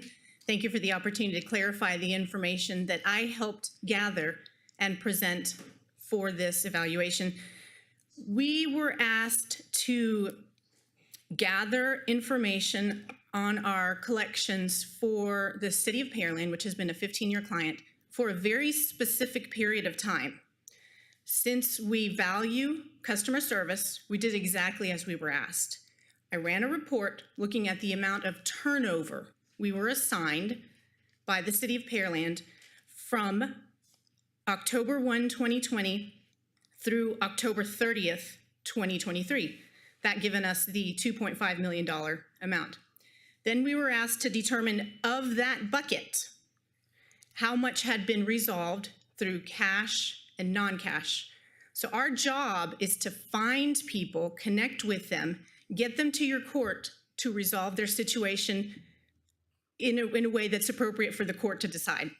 So we track dollars brought in, which is the dollars resolved, plus items that are cleared through non-cash means, which can mean that community service, jail time, reduction, or waiver. We track all of that because we track our success by what we've helped your court clear. That given us the total of the resolved rate. So we're able to run these reports in any way that we're requested. I work hand in hand with our staff and our clients as well. Do you all have any questions about that? Councilman Felshaw. You know offhand what the population of Pearland is? It is very similar to Beaumont. It is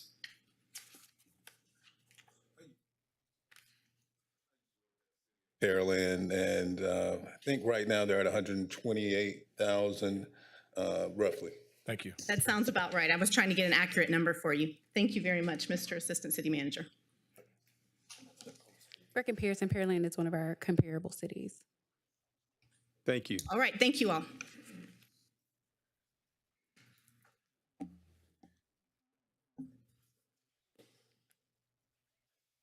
Good, okay.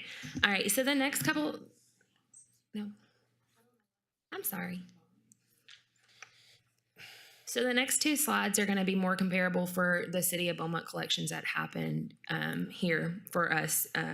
This one that we are doing, let me make sure I'm on the same page, is based off of the total amount of collections that Linebarger submitted between February 5th of 2021 to October 30th of 2023, and MVBA from June 1st, 2017 to November 1st, 2020. So in this, you can see that Linebarger did the 2.6 million, where McCreary did the 2.8. Collection rate for Linebarger was 12.3, and McCreary's was 31.98. Dollars resolved was the 5.446 for Linebarger, and for McCreary it was the 6.254, and the resolved rate of 23.1%, and for Linebarger, and the resolved rate of 69.85 for McCreary. Councilman Getz and Councilman Turner. So the numbers of months of collection data is different for Linebarger and McCreary here. Is that correct? Yes, sir, and I have a slide following to make sure that we get the exact same comparable data. Okay, so, but based on this, you have 34 months of Linebarger and 40 months of McCreary. So it would stand to reason that McCreary would have longer opportunity to submit more dollars. Is that right? I do not know what was placed during this time. Okay. Councilman Turner, did you have a question, or you want to see the next slide? The next slide is fine with me. I just wanted the amount of time to kind of reflect so I can get an accurate assessment prior to making a decision. Okay. All right, so this next slide, when we requested from the top three vendors for those specific dates of the October to October of 33 years, which was requested by council, Linebarger was the only one that could not provide the exact 3 years. So we went ahead and requested from McCreary the same amount of months that Linebarger could only provide. So here you're going to see that the dollars paid for Linebarger is 2.6 million. For McCreary is 2.3. For the collection rate, it was 12.3% for Linebarger with a 40% for McCreary. The dollars resolved was 5.4 for Linebarger, where McCreary was 5.3, and then a resolved rate of 23.1%, and the McCreary of 91%. I still went a little bit further. I did not get this on the slide in time, but I did go ahead and get their entire time here with us and have those numbers as well. I do have a sheet for all of y'all if y'all want to see it.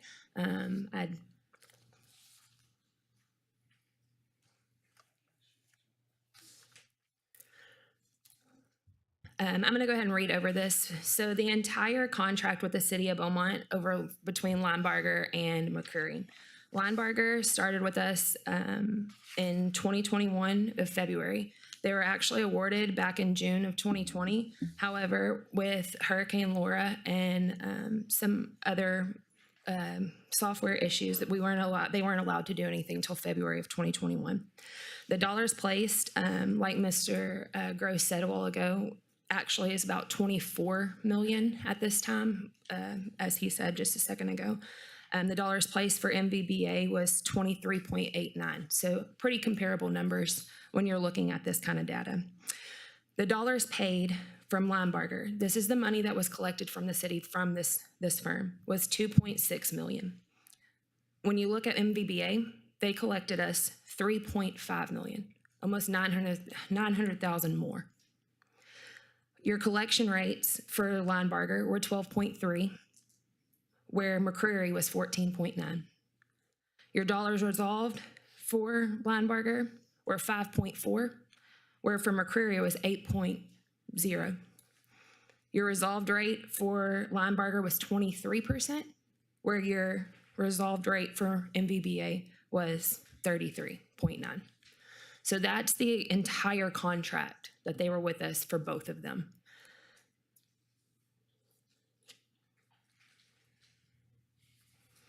I know we want to look at collection rates. I know that that's been the big thing that y'all have wanted to do, and I've brought it. But I really think that we also need to look at how much the city's making those dollars paid as well.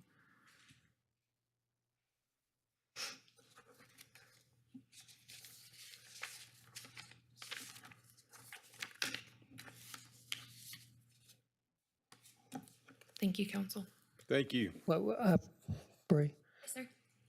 so trying to understand this, the dollars paid Yes, from sir. February of 21 to October of 23, that's however many months, that's 2.6 for Linebarger, 2.39 for MVBA. Is that the same amount of months in both of those? Yes, sir. On the bottom, On the those bottom. are, but you have to keep in mind too, that when you see that number, I know that number does favor on Linebarger for this one report. But when you look at that, you have to realize that MVBA was, their rates on this, they didn't have all of the, I don't know how to explain, not all of the dollars placed are in this one. So if you're looking at a number, your strategic, real numbers, you need to be looking at the contract completely as a whole, or your 3 years. So the collection rate, the 12.3% versus the 40%. If Linebarger was starting out with a bigger pool of money to try to collect than MVBA, They had the same amount. You're saying it was the same amount? Yeah, it was, Mr. Gross just had mentioned that it was 24 million that we have given them to collect on, and MVBA had 23.89, so almost the exact amount. That's what MVBA says that they started off with too. Do you That's what recall? was placed in the time of their contract, yes, sir. Thank you.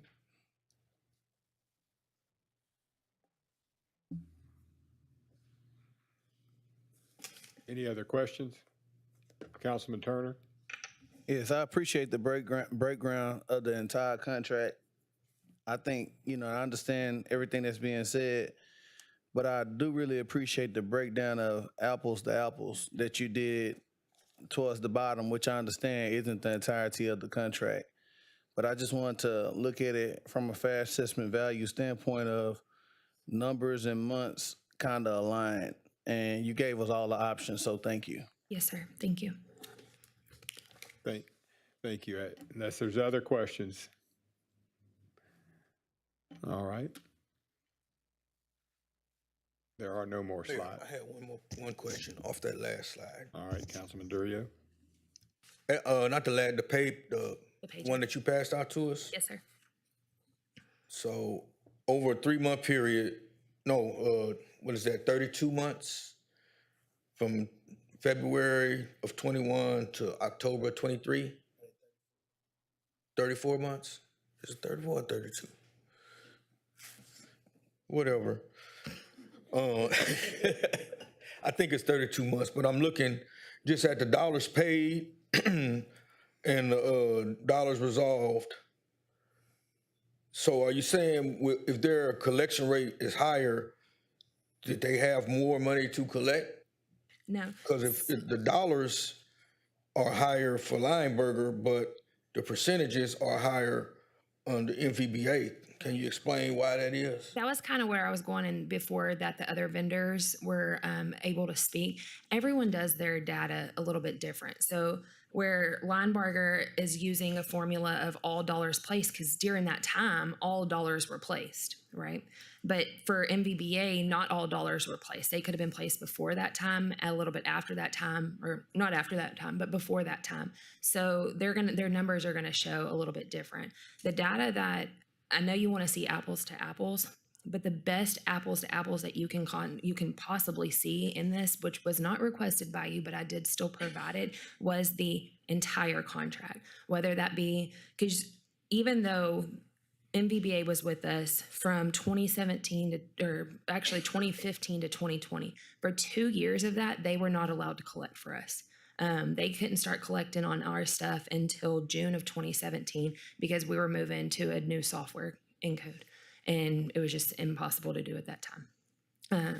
Lineberger, the same thing. They got this in June, and they weren't able to collect until February. So, but if you're looking at, and you want to see actual numbers, collection rate wise, if you look at that top table that I gave you, that's as close as you probably are going to get in this. Okay, well, Which still, again, your dollars resolved is up $3 million more than in MVBA than it is Lineberger, and almost 900,000 more for MVBA and Lineberger.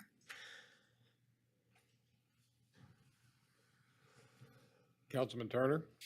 And I understand that, but the only thing that's tough to look at, and I understand you can't get an actual comparison, is one's 3 years and others roughly 2. Right. But if I were to break that down to that 2 years, like exactly how I did, we're gonna miss all that data from what was placed before those 2 years. So.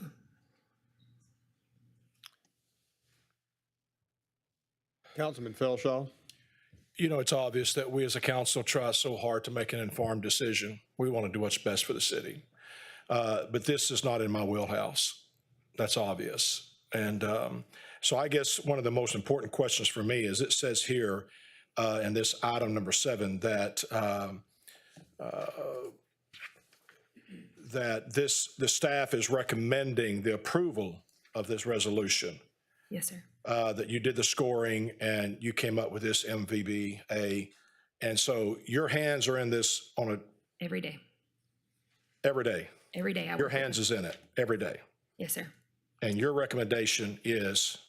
Yeah, to move it to MVBA. Yes, sir. I've worked with both of them. First time I was deputy court administrator when they were with us. Council had us move to Lineberger, and I've been with Lineberger as the court administrator the entire time. Collection data, I can give it to you all day. Customer service, the way they provide things for us at the drop of a hat is night and day. For instance, we requested this information. It took MVBA and Purdue the same day to get it to me, where it took Lineberger almost 6 days, I think, to get it. I have a timeline on that as well. It's just the customer service, the way, they get everything to us. And one of the things that I remember discussing last time with, I think, council member, it was either council member Durio or Getz, they had brought up that the only complaint that they had ever heard was something about invoices not being sent. So I went back and looked to see about that. 60% of the invoices that we received in our contract were given to us after the time we asked them for. So in March of 2021, we requested all of those invoices to get to us before the 10th of each month. And that was because at that time, with the last city manager, he wanted that information provided to him. 17 out of 28 of those invoices up until recently were given to us either on the 11th or later. So just turnaround times on that kind of things, and customer service, the death certificates. I know that we keep preaching that and preaching that and preaching that. That alone, y'all saw on that first slide, 642 death certificates reported compared to they've only sent 3 reports. And when I looked up those 3 reports, it was only 42 cases that were actually sent to us. Councilman Turner. This isn't specifically for you, just you, Ms. Bree. It can go to everybody that put this committee and the RFP together. I noticed we're talking about death certificates. Do we have death certificates requested in the RFP for prior to anybody getting a contract? Is that something that we're looking for? Was it in the RFPs?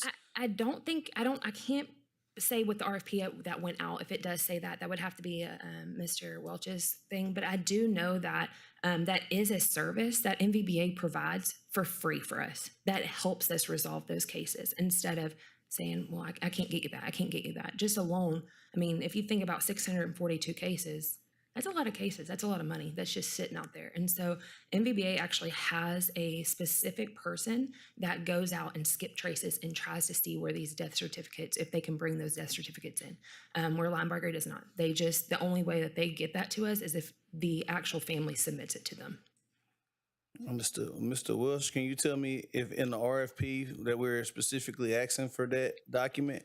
Because I know this is in the scope of work. I just want to make sure that's something we're requesting. Right. I don't believe that specifically asked for that, but again, in my presentation, the additional value that they offer in their proposals, that's the whole point of the RFP, is any services that they provide above and beyond, that's a plus for the city, and that's something that they're doing that is helping her get cases off of her books. And so we have to evaluate that if they're being offered to us. And, in this case, it is. If, all the other vendors have the same option to offer that service, and as she said, that is something that should be part of it, because they're going to run across death cases, obviously, but they have to be proven. Okay. Yes, sir. Fair enough. Thank you. Councilman Durio. Yes, I just want to know, would it be okay if somebody from Linebarger comes up and responds to everything that Bree just said? If you let one speak, you have to let them all speak. That's fine. I don't have nothing to do.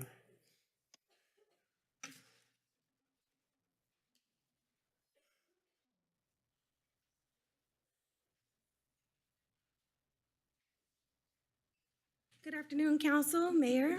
Thank you all for having us here. I am Danielle Nettles. I'm the partner here in the Beaumont office, and I work along with Mr. Brian Gross, who is our Director of Marketing and Fees and Fines in Houston. Just to address some of the things that were just previously mentioned by Mrs. Thibodeau. For one, let's just go back.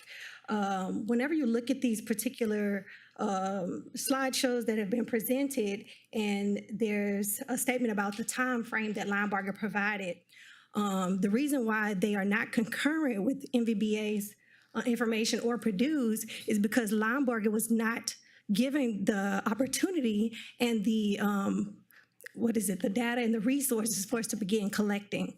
We started the contract. For some reason, there's some information that says we actually started the contract in June. The contract was not even signed till July. We did not, there was a period of time, I guess, for McCreary to work their way out of their previous work that they had performed, and that took us almost 7 months. So we were not allowed to start collections until February of 2021. If you look at the overall numbers and the amount of time that was afforded to both vendors, you'll see that McCreary was given 40 months. Linebarger, on the other hand, was only provided with 34 months. If you look at the data that was provided on Mrs. Thibodeau's presentation, and you'll look at the rate of collections that Linebarger performed.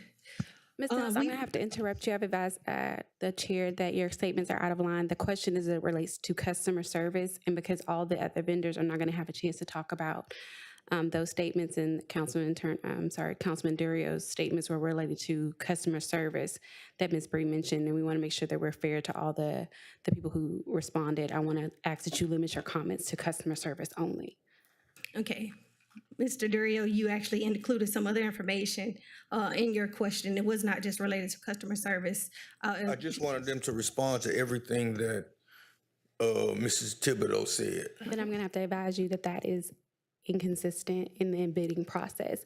One thing that's allowed in the bidding process in order for it to be a fair bidding process is that every vendor have an opportunity to provide the same information, because some of our vendors have not worked with us and some of the experiences have not been the same. In order to keep it fair and consistent, the best way to do that is to allow her to respond to customer service, because that's something that every vendor could speak to is customer service. But she specifically said Linebarger. That's why I'm asking for a Specifically response to said that. Linebarger did not provide good customer service, and so the other vendors will also be able to speak to their customer service that they provide, and so that'll allow for every vendor here to be able to respond to customer service. Now, how Linebarger has had a previous relationship with the city, so they can speak to specifically the customer service that they provide, but the other vendors will have an opportunity to speak to their customer service in general. This is a very unusual situation. However, in a bidding process, in order to make it fair, each bidder has an opportunity to address and provide information consistently to council. So I just want to make sure council is being even and fair-handed in allowing each vendor to speak. And not every vendor is going to have an opportunity to speak on that, because not every vendor here has had city, and every vendor has had a separate and different experience in providing services to the city. One of the vendors present, Purdue, has never worked with the city, and so they'll have to speak in general about the customer service they provide. Councilman Felshaw? Madam Attorney, could Councilman Durio ask a specific question about service rendered, and each vendor had the opportunity to answer that same question? That is exactly what I'm proposing. Okay. What you cannot do is, in a bidding situation, is allow one vendor to provide information that another vendor is not going to have an opportunity to provide. Yeah, so Councilman Durio, I think you could ask a specific question outside of customer service, but each vendor is going to have to answer that same question. And have access to the information. Councilman Getz. And similarly, I have a specific question about the collection rate, because that, to me, there's such a big disparity here, and I'm trying to understand why there is such a big disparity. The dollars paid is similar, but the collection rate, there's got to be some reason for that. Okay, and so again, I'm going to explain it to you. When you do a bidding scenario, each vendor is provided with a question or a packet, and each vendor is going to be given information. This is very unorthodox to have the vendors present and to have council have an opportunity to speak to the vendors directly. And the reason for that is, let's just take it out of collections. Let's just say this was a construction project, and each construction company came up and said, well, the reason why my bid is a little bit higher is because, I pay my union guys a little bit more. And another guy says, well, that's fair, and do that. But I use a special cement mix that's going to provide. You have to allow each vendor an opportunity to respond in turn and collectively, or it's not going to be considered a fair bidding process. And so that's why I'm asking that council make sure that their questions are generic enough so each vendor has an opportunity to respond, and not specific to a vendor in a way that each vendor would not be able to accurately respond, as to imbalance the process. But, just a lawyer. Thank you, Madam City Attorney. Mayor, Councilman Samuel? might I propose something? Because there's a lot of materials that we can make decisions based from. I like the comparison that was given with these three areas. Could we possibly take a 10-minute break and when we come back, we allow each one of these firms, all three, to respond to the information here, and that may give us a better opportunity to make a decision. It's fair and equitable as I see it. Again, one of your bidding firms has never worked with the city. So one of your bidding firms would not have a comparison as to dollars collected with the city of Beaumont. They would only be able to speak to their previous experience with another city. Two of your bidders, which is on the comparison sheet, have worked with the city and have had a previous relationship. And so they can speak directly to that. Previously mentioned, in a bidding process, each bidder has the same opportunity to provide the same information for review to council. Today has been unorthodox in the sense that we have spoken directly to each vendor and allowed them to explain their collection process and their relationship. Speaking directly to one vendor to allow a rebuttal to staff's comments and not allowing every vendor to speak would invalidate and unbalance the bidding process. Thank you, Madam City Attorney.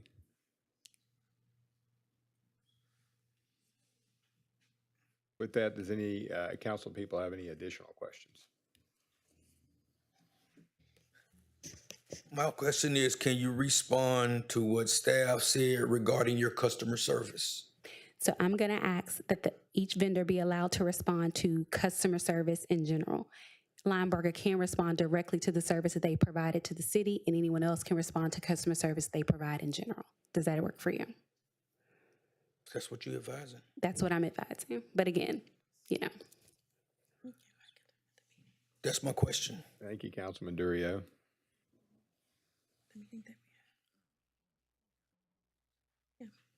As of, what was that, February 2023,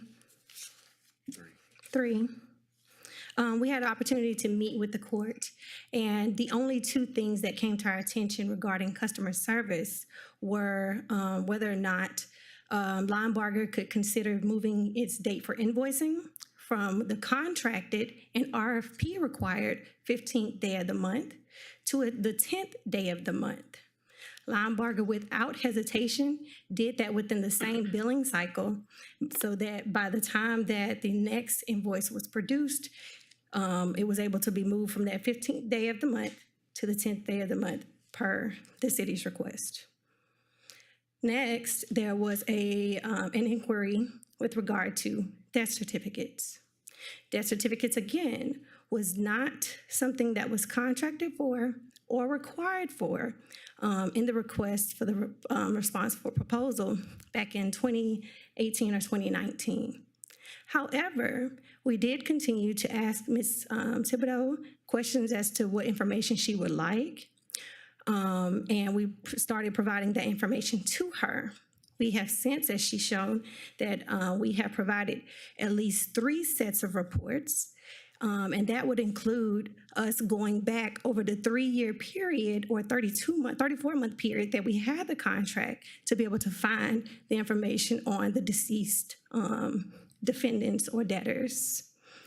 With that in mind, this came, as a question, or later on it came as a question with regard to our current RFP, which we're operating under, and the new RFP.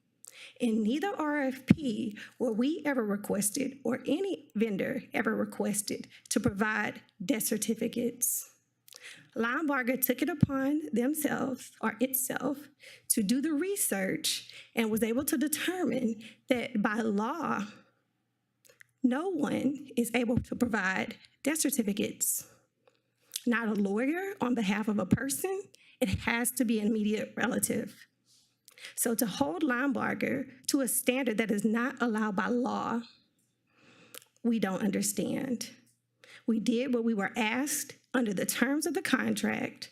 We performed to the best of our ability, and there was never any other complaint with regard to customer service to Linebarger via myself or Mr. Gross. And at this time, if Mr. Gross would like to add something to that, I will let him. So when we were asked about the death certificates in the report,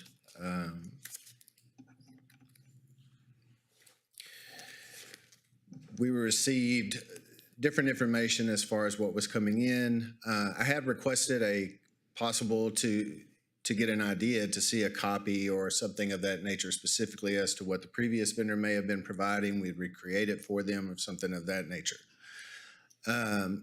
We weren't able to see that. That's when we started doing the research and delving into the aspect of attaining death certificates. And Danielle just spoke on that. Now, to go back, what we actually did was we started a process. Our normal process in relation to death certificates is when an individual calls in, let's say they receive a letter or we're on the phone with an individual attempting to have that individual come to the court and take care of their citation. If an individual advises us that through a letter or a loved one on the phone tells us, well, so this individual has passed away, we go through the normal process of asking that individual if they could submit a death certificate to us so that we may provide that directly to the city or the entity that we are representing. Now, we actually had at the time, when this first request was made, approximately 355 citations marked as far as deceased. And the only individuals, because you're dependent upon the individuals to submit those to us directly. We had a few in there which we submitted to the city. And then in order to I'm going to go ahead and interrupt you. I think Sure. at this point we need to get the other two to be able to address customer service. And Yes, sir. thank you.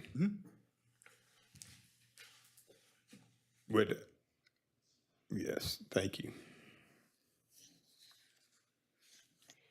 And Mayor, just for the record and for clarity, the other vendor was given an opportunity to speak as regards to death certificates. So I think it's only fair that each vendor be able to at least mention their ability to acquire or what their services are as it relates to death certificates as well as customer service.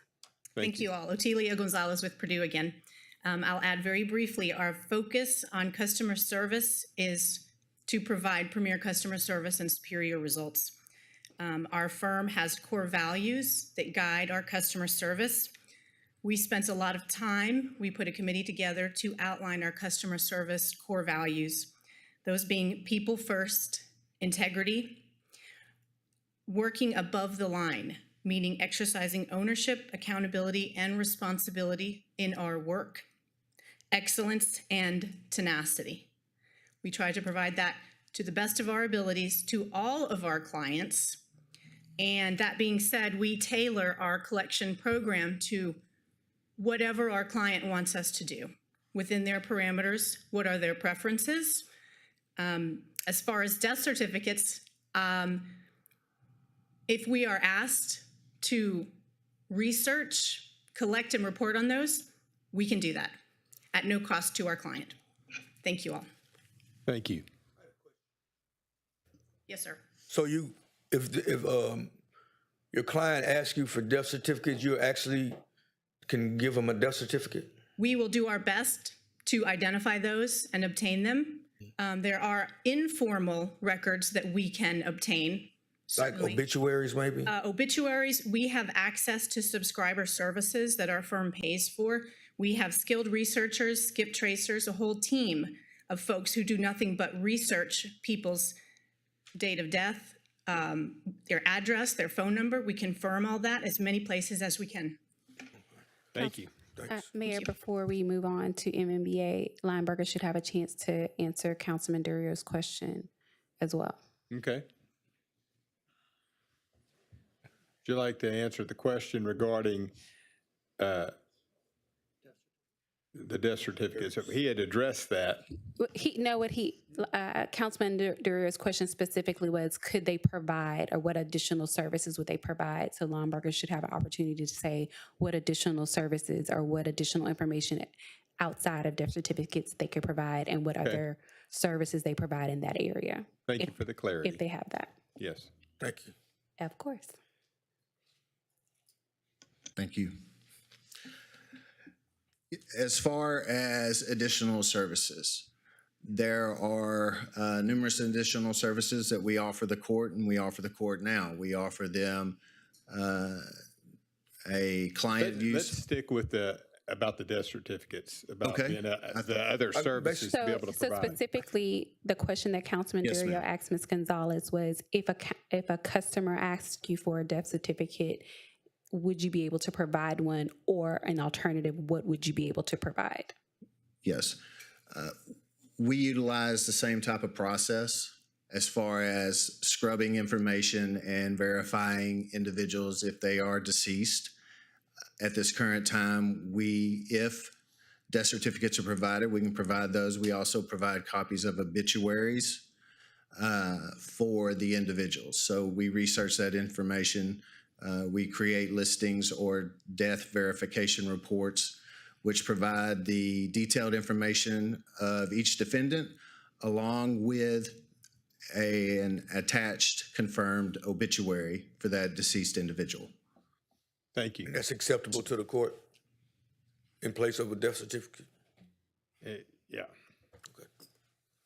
We're gonna, and we have, yes, thank you.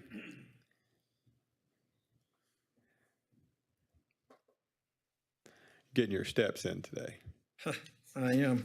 And I apologize, I don't think I introduced myself. My name's Craig Morgan, and I'm a managing attorney with MVBA.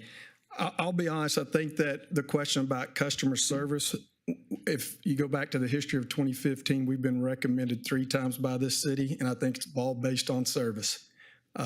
We don't wait to be requested, information to be requested about a defendant. We do that as part of our skip tracing, part of talking to families. We write letters to families that once we find out that looks like someone is deceased, to see if they can provide any additional information to help get it. I don't know how we perform getting 600 and something information on 600 cases compared to all the other numbers. I mean, it's just something that we do. And so I think that is, we pride ourselves on our service. We provide an inside sales rep to the city. We provide an outside sales rep to the city. So that's how we're only Texas based. So, you're getting service because this is what our bread and butter is. You may not be getting the same service when they're dealing with Dallas and some of these bigger cities. Like I said, I come from a smaller city, and we pride ourselves on that. Thank you. Councilman Durio, to answer your question, all the products in terms of and able to resolve cases in terms of death certificates, obituaries, all of those things are acceptable in helping to resolve cases. Okay, thank you. You're welcome.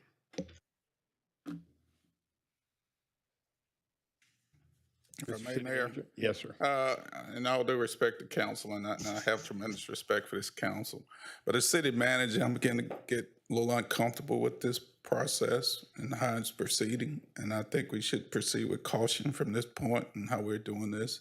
We have other bidders in this process who are not able to come and speak before you or explain their customer service, et cetera. Staff is giving you the information. Don't have any more information. They've been called back twice, so you're getting the information that they have, and it's not good for them to be put in the position that they're being put in this situation. I think I would just ask council at some point to make a decision or consider what you're going to do, and let's move forward with it. I'm afraid this is going to set a bad precedent for the city of Beaumont. It's good, not just with this situation, but bidders in other situations. They're not going to want to bid on a project and come and get before this type of process. So I'm just thinking about the betterment of our city and us as an organization, and us being careful for what we're going forward with as an organization and the precedents that we're setting. All right. Having not been a part of such a process before, yes, I can see where this appears to be troubling to me too, in terms of getting a fair evaluation from all the people that are bidding. Councilman Felshaw? Well, then, based on that, Mayor, I make a motion to approve item number 7. All right, there is a motion to approve item number 7. Is there a second? And that is Does anybody need clarity on what approval of item number 7 looks like?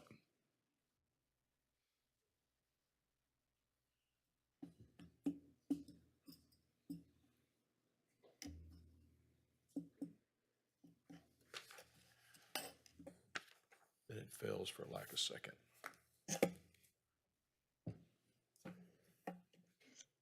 Councilman Felshaw is correct. It will fail for a lack of second.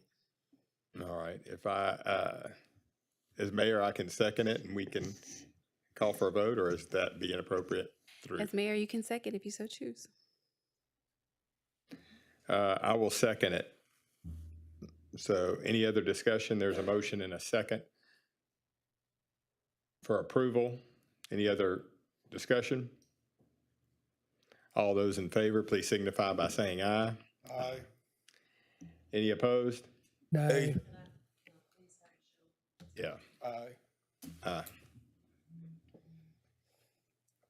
Opposed? Okay, the motion fails. Mayor, I make a motion that City Council consider a resolution approving a contract for collection with the Landberger firm.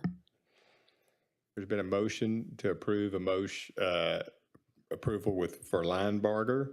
Is there a second? Second. There's a first and second. Is there any discussion?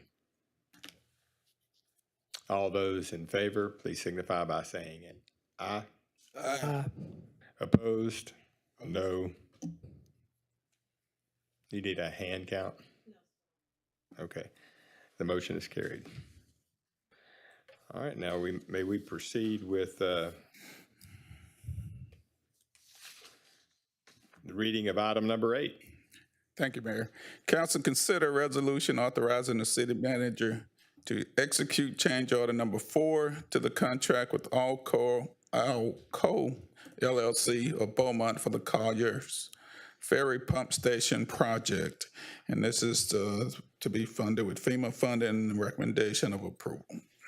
Okay, is there a motion for item number 8? Move to approve. There's a motion and there's a second for item number 8. Is there any discussion? Mayor. Yes, Councilman Turner. Mr. Manager, I know it's change order number 4. Can maybe a staff member kind of speak to the specifics of where we at with this number 4? I'm reading some of it, but I had a citizen before the meeting didn't quite explain what I explained to them versus reading, so I asked for more details. Be glad to, Councilman. Certainly. So the proposed change order number 4, if you'll recall, back in July the 18th, we awarded the 48-inch raw water line down Pine Street that would connect the pump station to the Pine Street Water Treatment Plant. And so part of that award was the value engineering, where we reduced the overall costs to that particular contract because it was over budget. So part of that decision, as we value engineered it, is to take 750 feet of that water line that's connecting the pump station to the Pine Street treatment plant that is within the vicinity, within the excavation zone area of the pump station, and moved it from the raw water line project contract and moved it to the pump station contract where it would make more sense, since it is part of that. Part of this water line is going to be under the elevated access road that's going to the pump station. So we needed to clean it up, but also too, by moving it to the scope of work of the pump station contract, we are able to ask FEMA to pay for that portion of the water line to help make up that shortfall that we have between the GLO funding, the Restore grant funding, and the city's funding, so help reduce that burden. So that was something that we started back in July. So now we're asking for this portion of the waterline project to be moved to the limits of the pump station project. Hope that makes sense. Any other questions for item number 8? All those in favor of approval of item number 8, please signify by saying aye. Aye. Any opposed? The motion is carried. Mr. City Manager, may we have the approval, the reading of item number 9? Yes. Council consider resolution approving the award of a contract for the demolition of the 2 structures located at 555 Main Street. We've gone out for bid on the demolition of 555 Main, and we have company for recommendation for approval of the resolution for demolition. And Keith Folsom's here to handle any questions. Okay, is there a motion? I'd so move. Second. It's been moved and item number 9 has been moved and seconded for approval. Is there any discussion on item number 9? Councilman Getz. You know, it's no secret that I have opposed the city's involvement in the 555 Main Street, also known as the AT&T building, since the inception of the idea of the city acquiring the building. And the primary reason that I opposed the city's involvement in that is because the prior administration could not verbalize a plan for what would be done with the site if the city acquired it. You know, I know there was a town hall meeting, and there was a lot of pictures that were being shown of things that it could look like. But that's all they were, is they were pictures. There was no, you know, analysis that accompanied them as to how much something like that might cost, or how it would be funded, or where the money would come from. So it was very difficult for me to get behind supporting something like that without a plan. And I said then that it was going to end up costing us at least $4 million to buy that building, to do the asbestos abatement, and then demolish it. And that was a true statement then, and it's a true statement now. We will have spent very nearly $4 million and have nothing but a field, a blank lot there. But something has happened. A plan has emerged. I credit the administration for helping us formulate that plan. We have a plan now, and it's not a secret. I'm not giving away anything that hasn't already been talked about, but we have a plan now that we're looking at putting a major hotel on that site. And that is something that we need to be excited about. The money that that hotel could generate over the time that it exists is millions and millions of dollars. And it's something that I'm excited about. It will transform downtown from being basically quiet after 5 o'clock to something that will be vibrant. So I'm excited about that. And with that being the plan, I can support this, and I do support this. So thank you, Mr. Williams, for helping us get to where we need to be on this. Is there any other discussion? All those, Councilman Turner, then Councilman Duria. Mr. Manager or staff, I see it says 125 days that it would probably take to complete this. If voted on today, Keith, when does that timeline start?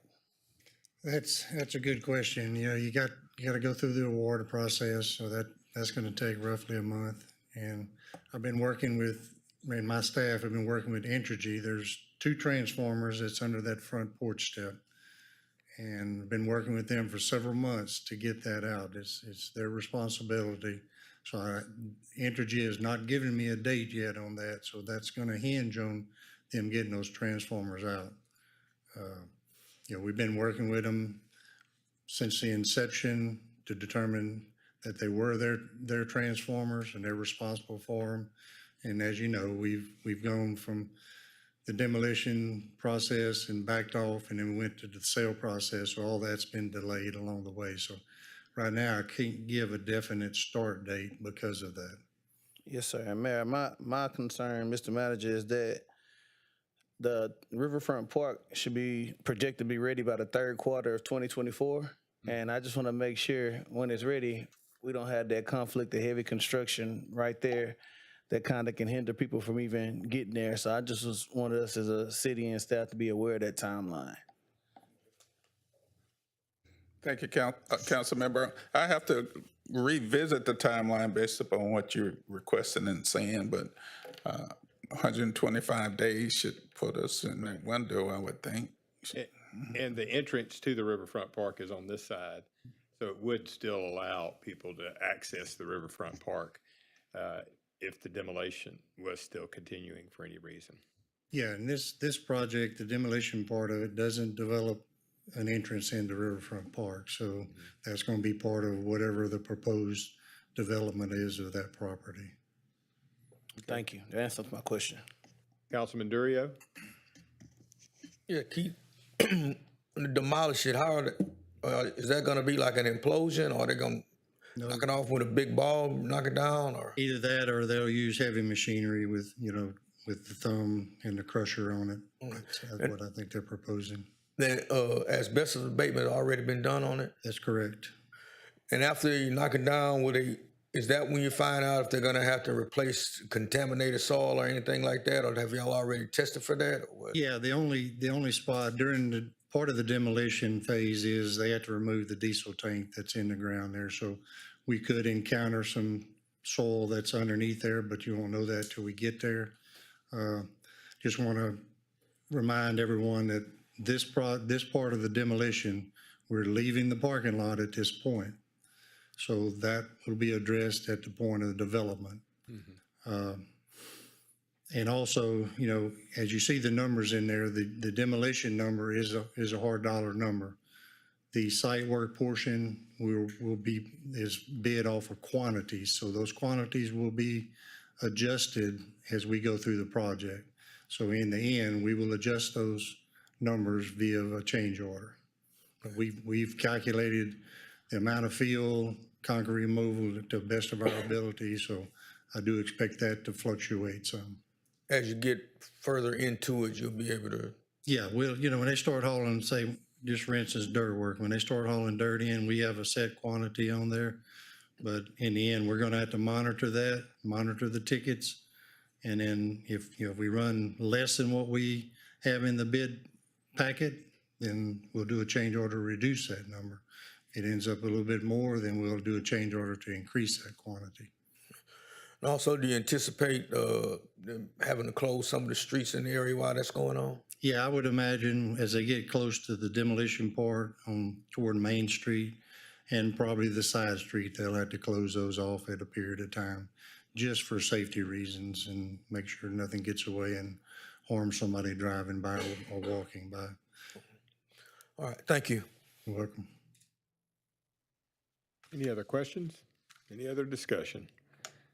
Not all those in favor of approving item number 9, please signify by saying aye. Aye. Any opposed? The motion is carried. Mr. City Manager, may we have the reading of item number 10, please?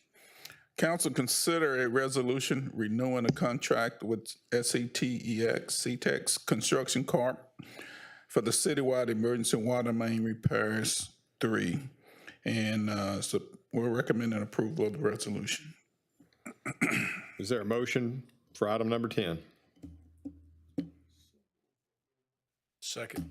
It's been moved and seconded for approval of item number 10. Any discussion?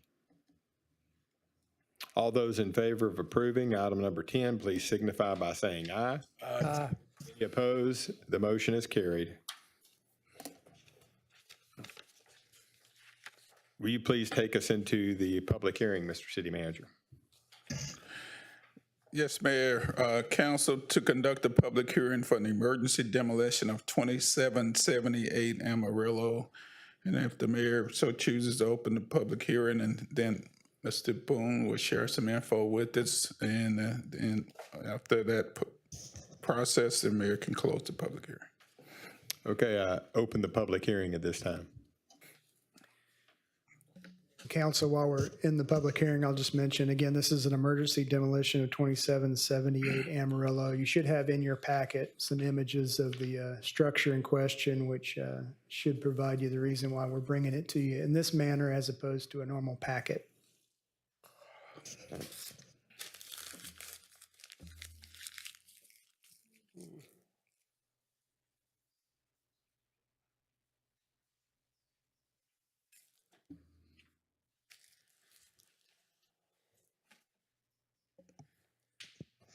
Mayor, Yes, Councilman Getz.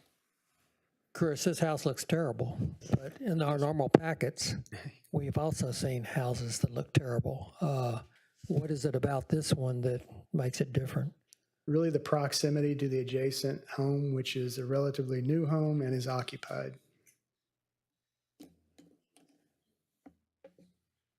Okay.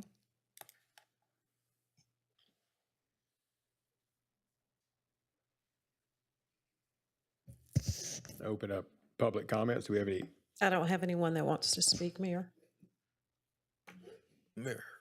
Yes, Councilman. Dooley. Mr. Boone, if, how long from today before they, if this is approved, before they'll start on the actual demolition? I would expect within 30 days. Hopefully sooner. You know how long it's been red tag? I do not, but I can get you that information. Okay.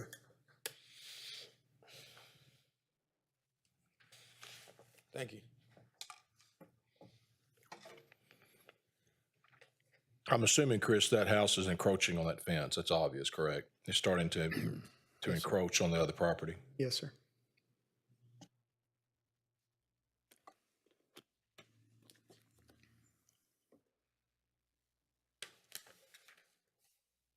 If there's no other questions or a discussion, the public hearing is now closed.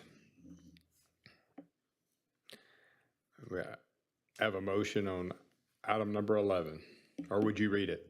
Yes, emergency demolition of 2778 Amarillo comes with the recommendation of approval of the ordinance and an emergency demolition. Is there a motion for item number 11? Approve the ordinance for the emergency demolition of this house on Amarillo. There's a motion. Is there a second? Second. There's been a motion and a second on emergency demolition of item number 11. Is there any discussion? All those in favor of approving item number 11, please signify by saying aye. Aye. Any opposed? The motion is carried. This time we have a discussion item. Council to discuss and receive direction regarding the request to rename the Beaumont Municipal Tennis Center. And I'm going to defer to the city attorney on this discussion.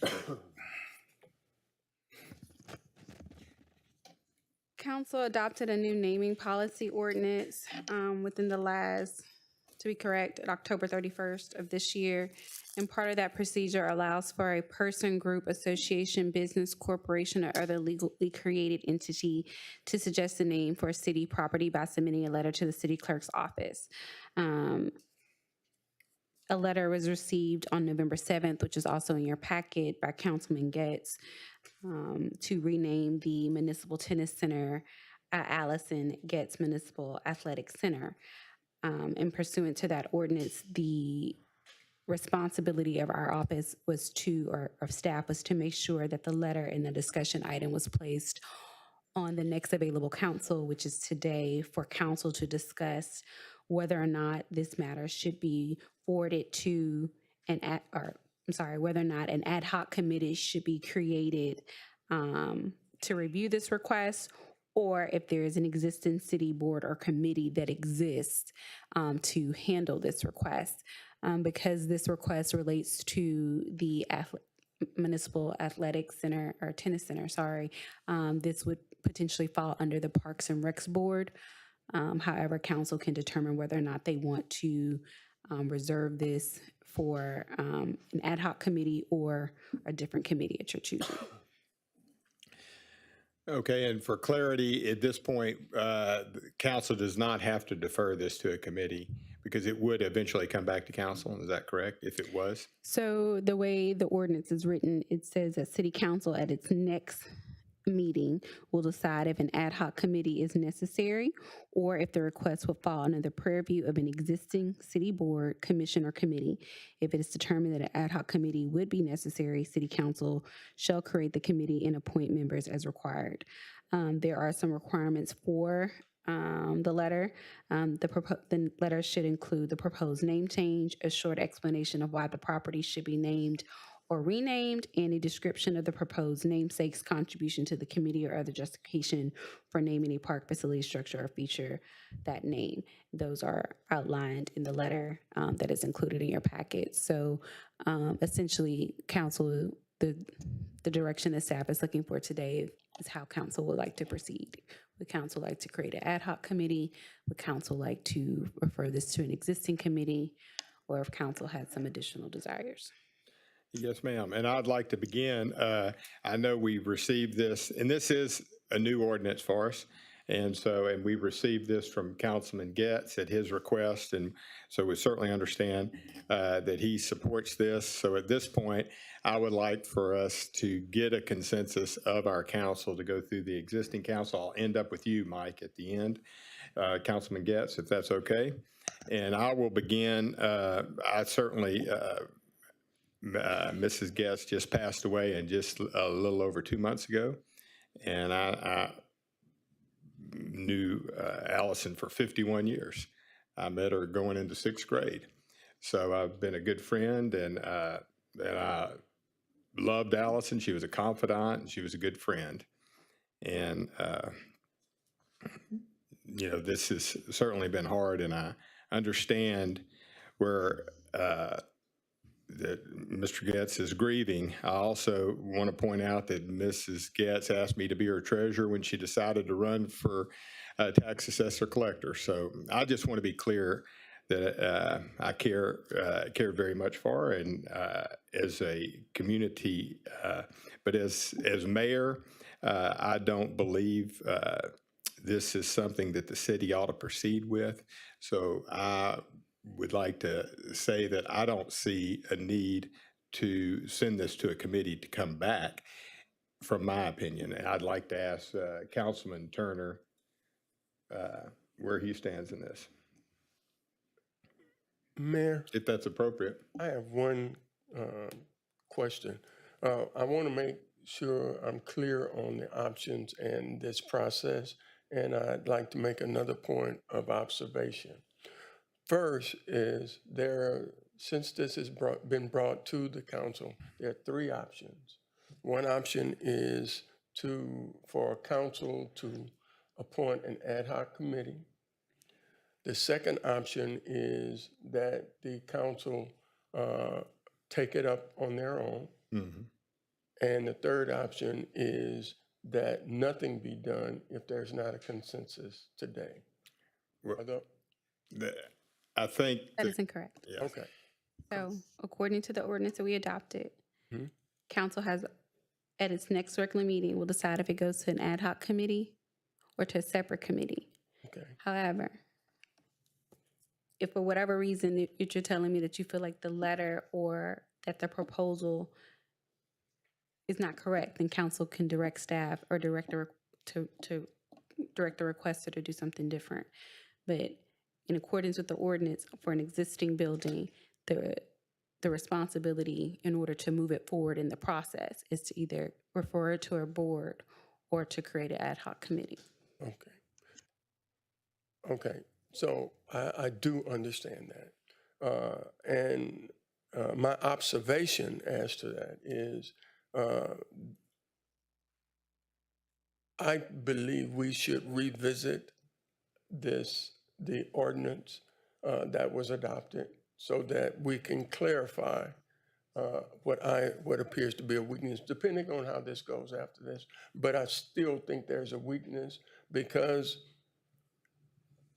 the means of an idea of naming was meant to come from the community and come to the council from there.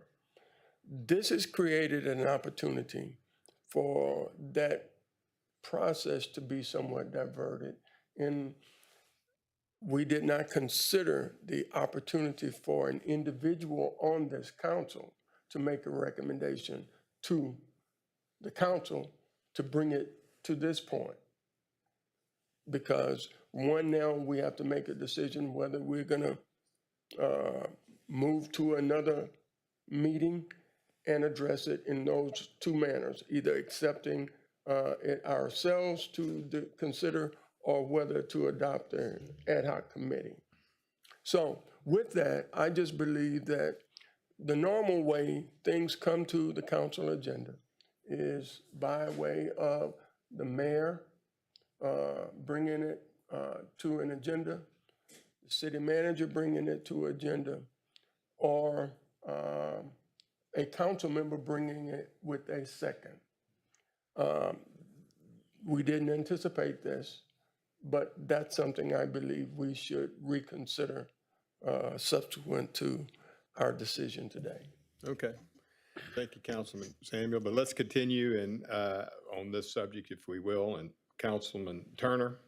Yeah, I have, as of right now, what you did, no rules were broken, you did it, but like you said, we just need to all be crystal clear on how we operate moving forward. I think right now at this point, we need to look at total community buy-in with this situation. Is other parties involved and family and friends. I just want to make sure before we even look into moving forward, we need to make sure everyone's on the same page. And I won't get into the logistics of that. I've already spoke to Councilmember Getz. I enjoy working with him. He's a hard-working council member, but it's some other moving parts that needs to be clarified before I can fully support or be looking to move forward with this proposal. So as of today, I cannot move forward until some of those things have been addressed. Me and Councilmember Getz has already discussed it. I don't think there's a reason for us to get into the specifics here out in the open, but as of right now, I can't move forward with what's going on until those things that we have talked about have been addressed. Thank you, Councilman Turner. Councilman Durio. Agree with Councilman Turner and Councilman Samuel. But one of the things they said about community, how it is in the community, I think, in my opinion, that would be using the ad hoc committee for that. You can get community involvement. So. Councilman Felshaw and Councilman Samuel. Well, I think we need to recognize the elephant that's in the room. For me, it's a little uncomfortable to discuss this issue with Alice's passing being so close. And what I mean by that is I would mean no disrespect to the Getz family or to the Nathan family. I don't think this is a question of Allison, her character, her service, or her contribution to our community. I think that I think everyone in the room agrees that this lady was a true servant within our city, and we all love and appreciate her very much. For me, it's more of a question of, is this the right thing at the right time for all the citizens of Beaumont? Because one of the uncomfortable things we have as a council, as leaders, we have to make a decision with the entire community in mind. And so for me, at this time, I just can't support it. But as I mentioned in the very beginning, I mean no disrespect to the Getz or Nathan family. I have the utmost respect for both. Thank you, Mayor. Thank you, Councilman Felshaw. Councilman Samuel. I have no, I like Allison. She's a very fine woman. She's been a service to our community. But I tend to, from historical perspective, I believe naming of buildings within the city, that's normally done for something not ordinary, not just being nice, not just being liked, but it's done in recognition of extraordinary things that have been given to the community by that person in all parts of the community.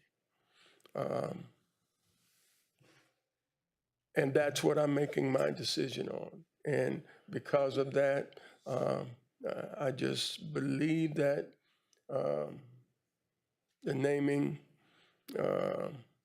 I can't support the naming because of my perception of what the naming should exemplify. And I'm not being derogatory toward what she has not done. It's just my perception as to the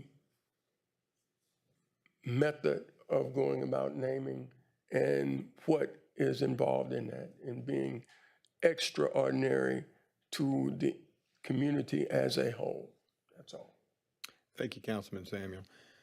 Councilman Getz, do you have anything to say? I have a lot to say. But first, I'm going to tender to the city clerk resolutions from the Temple Emmanuel Board of Trustees that are in complete support of changing the name of the Beaumont Municipal Tennis Facility to the Allison Getz Municipal Tennis Center, as well as a resolution of support from the Southeast Texas Tennis Association supporting changing the name to the Allison Getz Municipal Tennis Center.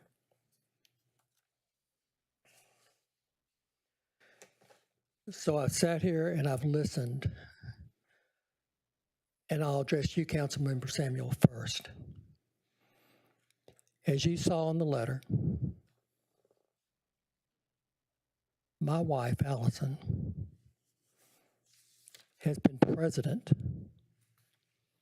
of 17 local civic organizations during her lifetime. 17. And she's been on the boards of many, many others. Her record of being a volunteer, being a supporter of good causes goes far, far beyond her just being nice. It's insulting to me, personally, that you don't acknowledge that. I don't know what else a person could do to be more worthy of having an edifice of the city of Beaumont named after them. Mayor West, you've known Allison, as you mentioned. You graduated high school from her. She served as your campaign treasurer. And for you to take the lead to say that you don't think that you can support this is shocking to me and appalling. And I'm extremely disappointed in your comments. What I think we have here is some political maneuvering that failed to separate the fact that Allison Getz is not Mike Getz. You know, there's certainly no doubt in my mind that in my political career, I've ruffled some feathers. I've made some enemies. You know, I think it was Winston Churchill said that, you know, you've made some enemies, fine. At least that means you stood for something at some point in your life.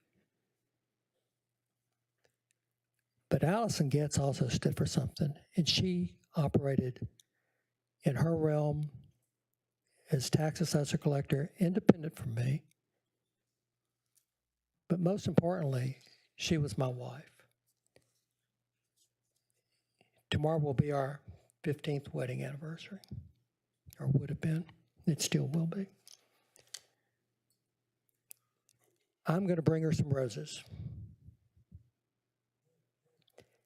But I'm also going to have to tell her the bad news that everybody sitting up here at City Council, but me, appear to not believe that she is a worthy enough individual to have this facility named after her, because that's what I take from it. And we can talk about the process all you want about needing to go back and change the ordinance, but I followed that ordinance to the letter. I did everything right. We've got a facility sitting over there on Gulf Street in the north end, the Sterling Pruitt Center. You know, I've tried to research who Mr. Pruitt was. He was an assistant city manager. I don't think he ever demonstrated the kind of record of civic involvement that Allison did. So I am extremely disappointed in this council. That's all I have to say. Thank you, Councilman Getz. With that, I don't believe we have enough to be moving forward. So I suspect that this does not proceed at this point. Would that be correct? Yes, sir. Thank you. At the close of the city council meeting, the council will hold an executive session to consider matters related to contemplated or pending litigation in accordance with section 551.071 of the Government Code. Keith and Diamond versus the City of Beaumont, cause number D 0209462.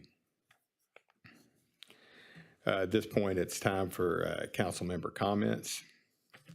And I will start over with Councilman Samuel. I have no comment.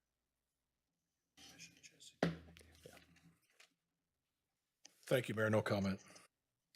And good friend to me and family friend, Attorney Jesse Brannick, passed away yesterday, and just send condolences to his family. Jeff's brother. Councilman Turner. Yes, sir. We just returned back from the NLC, and I wanted to kind of get an update. I got with other council members about some of their empowerment zones in our low to medium income areas. And there's some things that they're doing, and I kind of want to look at the success of our empowerment zones and what can we do to make them more beneficial and useful, and you know, see if we can get along the lines of we can start making some of those decayed and worn down areas brought up to, you know, the standards of how we want our entire city to look. So if we can get an update on the success on empowerment zones, I know Mr. Boone does a good job putting those policies in place, but we just need to see if they're actually been beneficial and what can we do to tweak them and make sure they're more useful. The second thing is a gentleman from Beaumont, Texas by the name of Andre August. He's fighting a big fight in Florida on 12/15. He's fighting Jake Paul. I think that's something the entire community should be excited about. He's being on national TV. He's right here from the north end of Beaumont, Texas. I think his dad is in the audience. You know, I think that'll be huge. Wow. So I wanted to shout him out. We're really proud of him from Beaumont, and I think that's very good for our city. And lastly, I want to take the time out, June, Mr. Williams, and everybody else who worked on the TIRZ, the financial team. TIRZ is something I kind of been talking about since first been elected in 2021. You have to be persistent in council and resilient to kind of get things done. And to see we started talking about this in 2021, and today we were able to move forward, and we're going into 2024. You got to keep working hard and stay at it. So I want to say thank you to staff for getting it together. I'm excited on what it can be. Normally cities have EDCs, but this is something that's, in my opinion, far more advanced and is more progressive. And I want to thank the entire council for looking into it and stepping up and deciding to do something different. I want to say thank you guys, man. I think it'll be real beneficial in the long run. So thank you, staff and council, for looking into that. And Mike, my prayers will be with you. Councilman Durio. Thank you, Mayor. I want to excuse me, thank the Parks Department and Mr. Raggett. You know, we made a few phone calls. Some of the people over in Charlton Powell were getting kind of impatient about their playground, and so he made a few phone calls with the vendor, and it's being installed as we speak. So thank you, Parks, for that. Also, Mr. Pete was speaking about cameras, and with the new program that the police are implementing, would that kind of take care of some of the cameras? Yeah, it makes for a much more robust camera system, but not just with our cameras, but cameras around the city that we'll be able to tap into and shoot directly into our crime center. Of course, it's going to mean more cameras, and even in the downtown area, we're having conversations amongst ourselves about requiring vacant building owners, et cetera, to have cameras. We also had a meeting last week with what they call shot spotters, which it's a program that identifies where shots are coming from in a community. And there we're looking at placing some equipment, if it's approved by council at that point, placing equipment around town that will identify crime and things happening in certain sections, placing that equipment there that we can use too for that. So we are looking at a variety of things to be able to identify more crime and help to reduce it. It's also, private citizens can volunteer to have their cameras integrated into that network. Well, I'm not sure if it's the private citizens. It's more of commercial, retail type business that has the cameras. Of course, our department often goes and access residential cameras to help solve crimes all the time. So we do use that, but I don't know if it'll be tapping into our FUSIS system, private cameras, residential cameras. But I'll get an answer for that. What is that called again, the FUSIS system? FUSIS, FUSIS? F-U-S-U-S. All right. Thank you, Mr. Manager. That's all I have, Mayor. Madam City Attorney, No comment. Mr. Bain. Mayor, thank you. All I have is, I just passed out earlier an updated version of the downtown dashboard. You'll notice in the bottom right corner, the date is yesterday, and we've also posted this to the city's webpage. I will note that it has been updated as of this morning. I think we have a date for the Garfield charrette, but we'll get that announced here pretty soon. Thank you, sir. Mr. Ellis.